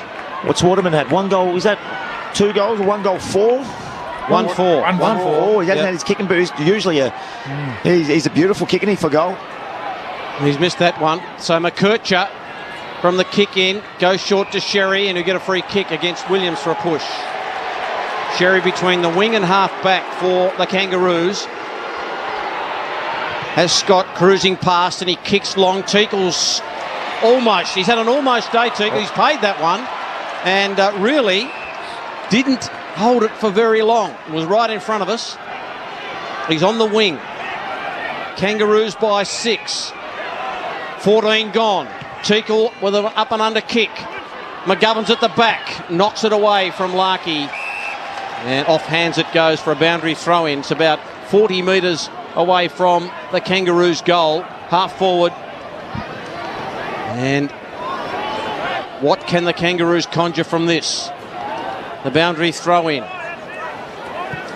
Williams got in front. That was Jack. Down to ground, taken by Gaff. Gaff's kick is going to be marked by McKercher. Just in front of the near wing, McKercher marks over Dewar. Possession number 36 for Colby McKercher. And his own Sharon this afternoon is the boy from Launceston. His short pass is good to Powell. He's had a couple of goals this afternoon. He'll go deep into attack for North Melbourne. Big sit at the back was Teakle. At the front, though, was McGovern. Couldn't quite pick it in front. It was Hoff. There's a free kick here in the congestion. There's a hold. Teakle. It'll go the way of Teakle, who was just held as he came down out of the pack. And he'll kick for goal from 30 metres out on a slight angle. I'm always curious about this. So Teakle's lining up from goal, 25 out. Eddie Ford's walking beside him, just saying, settle down, take your 30, have a kick. And the umpire's telling Eddie Ford to get out of the way. Like, it's got no bearing on the game at all. Ridiculous. So Bryn Teakle for a 2-goal gap. Comes in, stabs at it a little bit, but it mattered little because he put it straight through the middle of the big sticks. 12-11-83 go North Melbourne. West Coast 10-11-71, and they just get that 2-goal gap once again. 15 and a half gone. Fourth and final term. Saturday footy on ABC Sport. Boomer Harvey. Yeah, well, that's just a silly free kick. It was a hold in the man that was sort of there, sort of not there. But in these circumstances, you've got to be willing to... Yeah, that's just looking at the replay. Sorry, while I was talking. It was there, I think, Berkey. He just took in the ground when there was no need to do it. So centre bounce now becomes crucial for both teams. I feel if North Melbourne get the next goal, they win the game.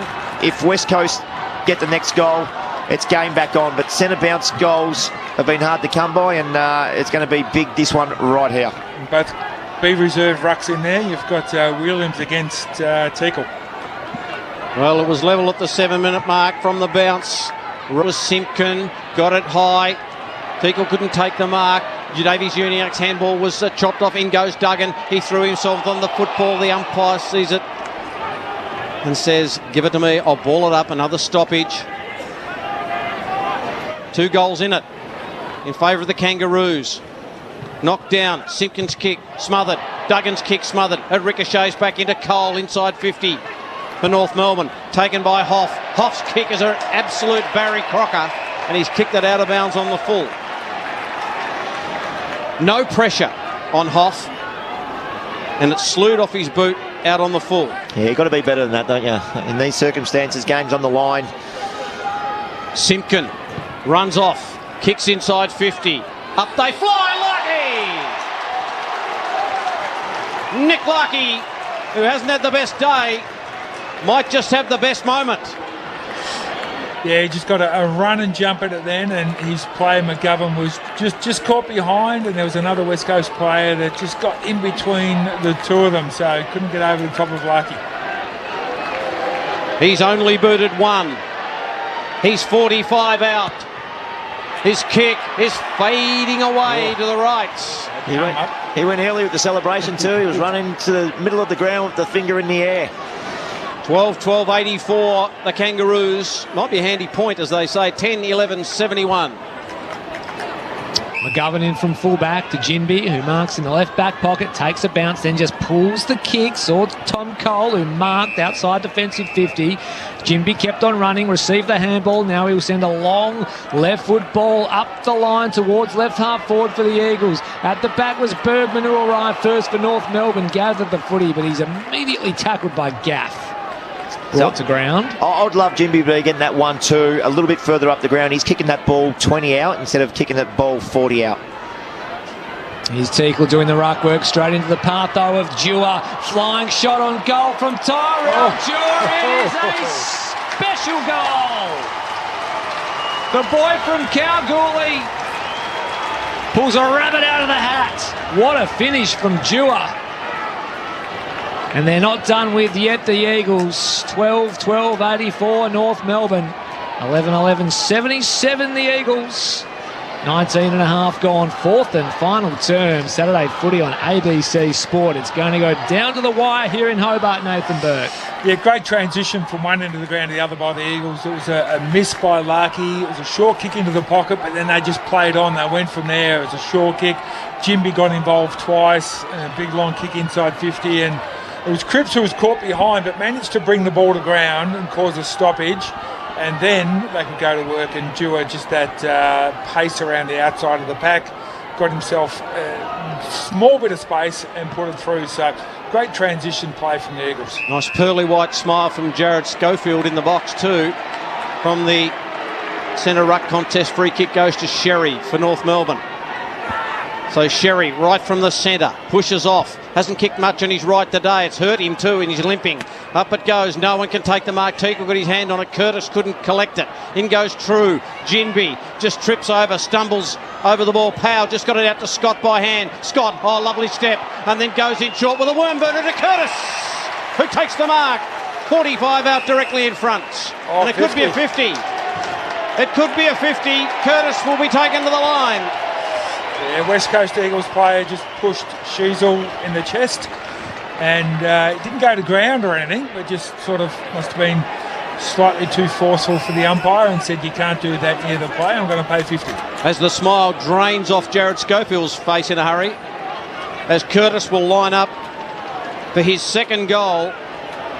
His second goal of this quarter from the 10-metre square. He pops it over the goal umpire's hat, and it slams into the glass at the northern end of Bellerive Oval. And the Kangaroos are back out by 13 points. They kick 13-12-90 at the 21-minute mark. The Eagles 11-11-77. You're listening to ABC Sport on a Saturday. What a game of footy we've had. Yeah, a little bit silly there. Was it Duggan? Duggan, I think it was. Yeah, it's just silly because Paul Curtis has kicked 1 goal 4, maybe 2 goals 4 or something like that today, and hasn't had his best kicking day, so he's having a shot from 45 metres out to kicking the ball directly through from the top of the goal square. So that's going to come back and hurt the West Coast Eagles, that one. So GWS up by 2 goals at the Gabba over Brisbane, 25 and a half gone in the fourth term there, so a boil over on the cards at the Gabba. West Coast out of the middle. Williams just squeezed out a handball. Davies Uniacke just squeezed out a kick despite the Tim Kelly tackle. It came out to Sherry, and now Scott. Back of the square was Archer, who received the handball. Risky kick into the middle. Sheasel away to it off hands. The Roos will come away with it. Davies Uniacke bounds inside 50. Spots up a targeting Curtis. He could have blazed away, but he lowered the eyes and hit the targeting Curtis, who has 2 goals this afternoon and has looked a likely type up forward for North Melbourne when the game has been on the line. Yeah, you're right about that. His first half was pretty quiet. His second half he's come alive, and this is going to be his 7th shot on goal for the day. So if he ends up walking away with 3 goals, it's a fair day from a forward.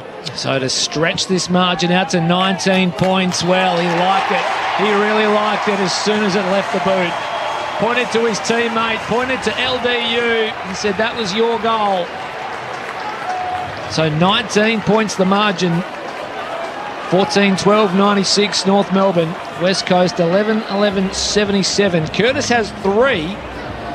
All 3 of them coming in this fourth and final term. He's been a live wire. He certainly has, and Boomer, you'll be able to answer this one. To me, he's always had the talent. You can just see the talent oozing out of him. But from the games I've seen sort of sparingly of North Melbourne, seems to have got a bit more about the AFL work rate. Yep. He's working. He's got positions around the half-back line. He's sort of shooting back into holes. He's working like an AFL footballer at a higher level now. Yeah, he certainly is, and it's taken him a little while to understand it, but now he's got that work rate with his football smarts. He's a beautiful kick as well, so you want the ball in his hands. All of a sudden, it's out to 19 points from the ball up in the centre. We'll get a secondary one. So it was level at the 7-minute mark when Yo snapped from the pocket on his left boot. The Kangaroos have stuck to the task. From the ball up, Kelly can't get it. Little quick kick out of there by Reed for West Coast. Darling on all fours, couldn't take the mark. And we get another stoppage, just a shallow one inside 50 for West Coast. As Teakle takes a break. Ball goes up. Sherry has gone manful. He's obviously carrying a leg. Ryan came through. Little quick kick out of there. Almost the mark to Waterman. He had it knocked away. Cripps just tried to paddle. Allen, who's kicked free, just got the kick away, just went straight up and straight down. North under pressure, taken by Yo. Yo with a snap. It curls back. It's a goal. West Coast say, we are still here in Tassie. We're not going away. It's back to 13 points. Yo's got a couple. He's had a pretty good second half, Elliot Yo. And it's back to 13 points, 14-12, 96. The Kangaroos, West Coast 12-11, 83. Well, that's another goal that West Coast have worked pretty hard for. A scrappy play again, a lot of numbers around the football, and it was a beautiful finish again by Yo, but nothing's come really easy for the West Coast Eagles today, but fortunate for them that they find themselves still in the game, only 2 goals behind, so if they can get another quick one from this centre bounce, it's game back on, but they need to kick this next one, and they need to kick it really quickly. I would be telling my backers to come off out of that 50 with the 6-6-6 rule. I know you've got to be in the 50, but just come off and take the chance, because who cares if you lose by 20 or you have a crack at winning the game. Timer factor with 25.5 gone in this fourth and final term. North Melbourne with a slender advantage. Out of the ruck contest, Sherry got boot to ball as he's done all afternoon. Inside 50 go the Roos, and able to trap it was Hoff. It came out to Sheasel, handball over the top, found a target somehow to Scott. Back to Sheasel, now LDU drives North Melbourne inside 50. Witherden has 2 to beat. Ford's at the back, couldn't track it towards goal. Jimby on hands and knees picked it up. Come out to Ford, who had more time and space. Around the body, missing. So a minus score for the Roos, who lead by 14 points deep into this fourth and final term. It's been a great second half here in Hobart. He's capable of anything, Eddie Ford. Couldn't get the curl on that. So McGovern from fullback says, let's go down the guts, and he does. Long kick. Ball just thumped away back towards the Kangaroos. Into the ground, taken by Hoff, and then got it to Ryan. Ryan fed it out to Gaff. Gaff's got a short little kick going on the outer side. That's all right, and he's found Cripps, who gets it away to Hunt. And Hunt's little short kick is just a nothing ball. It was looking for Allen, but it missed him by a fair bit, and it rolls out of play. Again, good transition from the Eagles from one end to the other, but it was just that kick inside 50. Oscar Allen had gotten himself free on the lead, but the kick just went flying over his head. Another goal here from the West Coast would make things interesting. They've got it inside their attacking 50. LDU gets the handball away. Quick kick out of there from Powell, but it's coming back. Hunt marks in front of Sheasel, and Hunt's going back as if he's going to back himself here, Jaden Hunt. He's going to have to kick the ball from 56 metres, but you're right, he's walked back with the chest out, and he's going to have a shot. He's not wasting any time either. Jaden Hunt launches. It's a long kick. Is it straight? It's not. It's away to the left. Got the journey all right, Boomer, but didn't get the accuracy. 27.5 gone. 14-12, 96. The Kangaroos. The Eagles, 12-12, 84. And that's usually a result when you're just going for that little bit of extra distance. You end up pulling your kick and hooking it slightly, and that's exactly where that one went. But he knew he had the distance in his leg, which was good. Eagles just got to roll the dice, push all their players up in that forward half and turn the ball over before it gets to the wing. McKercher runs his full measure out of full back for disposal. Number 37 sends it up the line towards the near wing, but it's punched out of bounds. We'll have a ball in. Yeah, and it looks like they've done that. Jaden Hunt, he's just sitting off this stoppage here as a half-back flanker, and he looks like he wants the football in his hands to run it through. North Melbourne by 13. Off the contest, Sherry once again, a disposal of his own ruck work. Fed it back to McDonald. Left foot ball beyond the near wing. Cole forced the contest. Couldn't take the mark. Hoff is harassed by Zerha. Couldn't win a clean possession. Duggan could. Just threw it on the boot. Left foot ball around the corner. Gained about 40 metres. At ground level, here's Sherry going in after it. Archer too, spinning in and then out and then back into trouble. He ducked his head and he might have got a high one. And it was good attack on the footy. You wouldn't expect anything less from a man with that surname. He wins himself a free kick at centre half back for North Melbourne.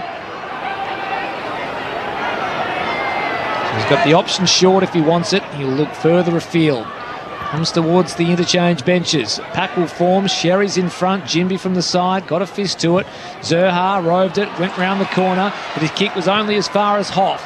Marked on his chest at right half back. And there's Archer again, who stands in the hole and takes a good defensive mark. So a couple of moments for him late in this fourth and final term. Nice bit of work for Archer in the last minute or so. Couple of important touches. Free kick and then the mark. So the short kick goes to Sheasel. He kicks long down the line. Sherry's in position A and outmarks Jinby. They'll take as much time off the clock as they can now. Every time you take a mark, go back, waste your 6, waste your 7 seconds, kick down the line. Nothing risky on the 45s right now. Goes the little handball away to Scott because he struggled with his right boot. Scott goes inside 50. McGovern can't take the mark. Ball flicks to the ground. Zerha tries to drill a hole in Kelly. Doesn't do so. Ball is still in there. Cole, they want to get it out to West Coast into a bit of space. North want it locked up. Bailey Williams going nowhere. The tackle from Archer, it'll be a ball up. We've gone 30 minutes in the last quarter. 14-12-96, plays 12-12-84. Kangaroos lead. Sherry down into the path of power, just hacked out of the congestion. We're in the middle of Belrive. Pink couldn't quite trap it. Darling went in after it, got it out to Cripps. He just missed his boot as he was being tackled. Crowd wanted ball, spills out towards the boundary line. Oh, Ryan leads McKercher on a merry dance, gathered the footy and then found a target in the pocket. Allen can kick for his fourth. I love seeing that from Liam Ryan. So Colby McKercher is chasing him, who's probably as quick as I've seen any player that I've ever played with or against over the first 10 metres, and Liam Ryan burnt him. It was fantastic play with the composure to hit a target. Allen on a tight angle, distance, no trouble. Does he make good on the kick? He does. Margin back to 7. There's still time as Oscar Allen drills his fourth of the afternoon. 14-13-97 North Melbourne, West Coast 13-12-90. 31 minutes gone, fourth and final term. Saturday footy on Grandstand AFL. Yeah, well, this centre bounce becomes all crucial now. It's a 7-point lead, but Liam Ryan hasn't had a big day, but he's done some important things in this last quarter, quite a few score involvements in the last quarter, and that's the thing about a player like Liam Ryan is if he puts it together for 4 quarters, he'll be a world beater, but you just cannot afford to take your mind off him for 1 second because they will hurt you. So North Melbourne surely now, Berkey, with probably a minute to go on the clock. As soon as the centre bounce happens, the winger slides down, they get a spare behind the ball. Yeah, they got Ford starting on that end of the centre square, jumped straight into the defensive 50. 7 points the margin. We get another ball up in the centre. The half forward in Bailey Scott, who started there now, he'll come and play as that defensive winger. Eddie Ford goes behind the ball and they get a spare behind the ball. 14-13-97 Kangaroos, 13-12-90 West Coast. From the ball up, Hunt tries to grab it, can't do so. In goes Jackson Archer, head over the football, trying to knock it to a teammate. A lot of players around the footy. Umpire might call for it. They try to scream out of there, do West Coast. Now it's been taken by Hunt. Hunt kicks it on the boot. It's a wobbly old ball. No one can mark it. Taken here by Cripps. Cripps just kicked the goal! He dribbled it through, did Jamie Cripps. We've got a 1-point ball game at Belrive. We'll take it, Bell, Jack Darling, because Luke McDonald he was a spare behind the ball then. I don't know how they manipulated that, but they did. The ball was falling into his hands, and Darling come from absolutely nowhere and just got a fist in. Cripps was front and centre, and he slotted that through 3 North Melbourne players. 2 was trying to smother it, 1 was trying to jump, and he put it straight through the middle of them. Fantastic goal by Cripps. Smart football. That's 3 for Cripps. He just bobs up, and when you need him to. Been such a important player for the Eagles over such a long period of time. So this is learning time here for both teams. How do you play this? They've practiced it. Now they've got to put it into play in the heat of competition. Well, what was a dreary old affair under grey skies in Hobart has turned into a Belrive classic. Out of the middle we go, hacked out by Simpkin. Off the back of the square as Hoff gathered the footy inside 50. Oh, Gaff running back with the flight has taken an extraordinary mark. At full tilt, Andrew Gaff, the veteran and champion Eagle, who announced his retirement during the week. He hasn't got the distance in him. Can't kick that far, the old fella. Get the barrel. He's going to load up from right on the paint of 50, sends it towards goal. It won't get there. Off hands. Allen at the front of the pack. It gets over his shoulder. Oscar Allen. He's won it for the Eagles. Oscar Allen, extraordinary. There was chaos in the goal square. And Oscar pops up for an amazing moment in Hobart. Is that his fifth? He kicks number 5. Whoa. Now, Berkey, we were just talking about what North Melbourne needs to do and get numbers behind the ball. Let's reverse that right now. West Coast are going to do the same. Marrick starting on the corner of the square. As soon as this ball's bounced, they will be sprinting back. Probably 30 seconds ago, wouldn't be much more. 15-12, 102. West Coast, North Melbourne, 14-13, 97. Have the Eagles snatched victory from the jaws of defeat? Or have North Melbourne snatched defeat from the jaws of victory? Michael may need to call you home. West Coast have trailed since the first quarter, 29-minute mark. They hit the front at the 34-minute mark. Back in the centre. Sherry knocks it down. Can North do something? Taken by Duggan. Duggan slung in the tackle. Simpkin grabs him. Umpire says, holding the ball. Free kick to North Melbourne. Time ticking away. They've got to go. Luke Davies Jr. kicks long. They need a mark. Who's got it? Taken by Larky. Siren!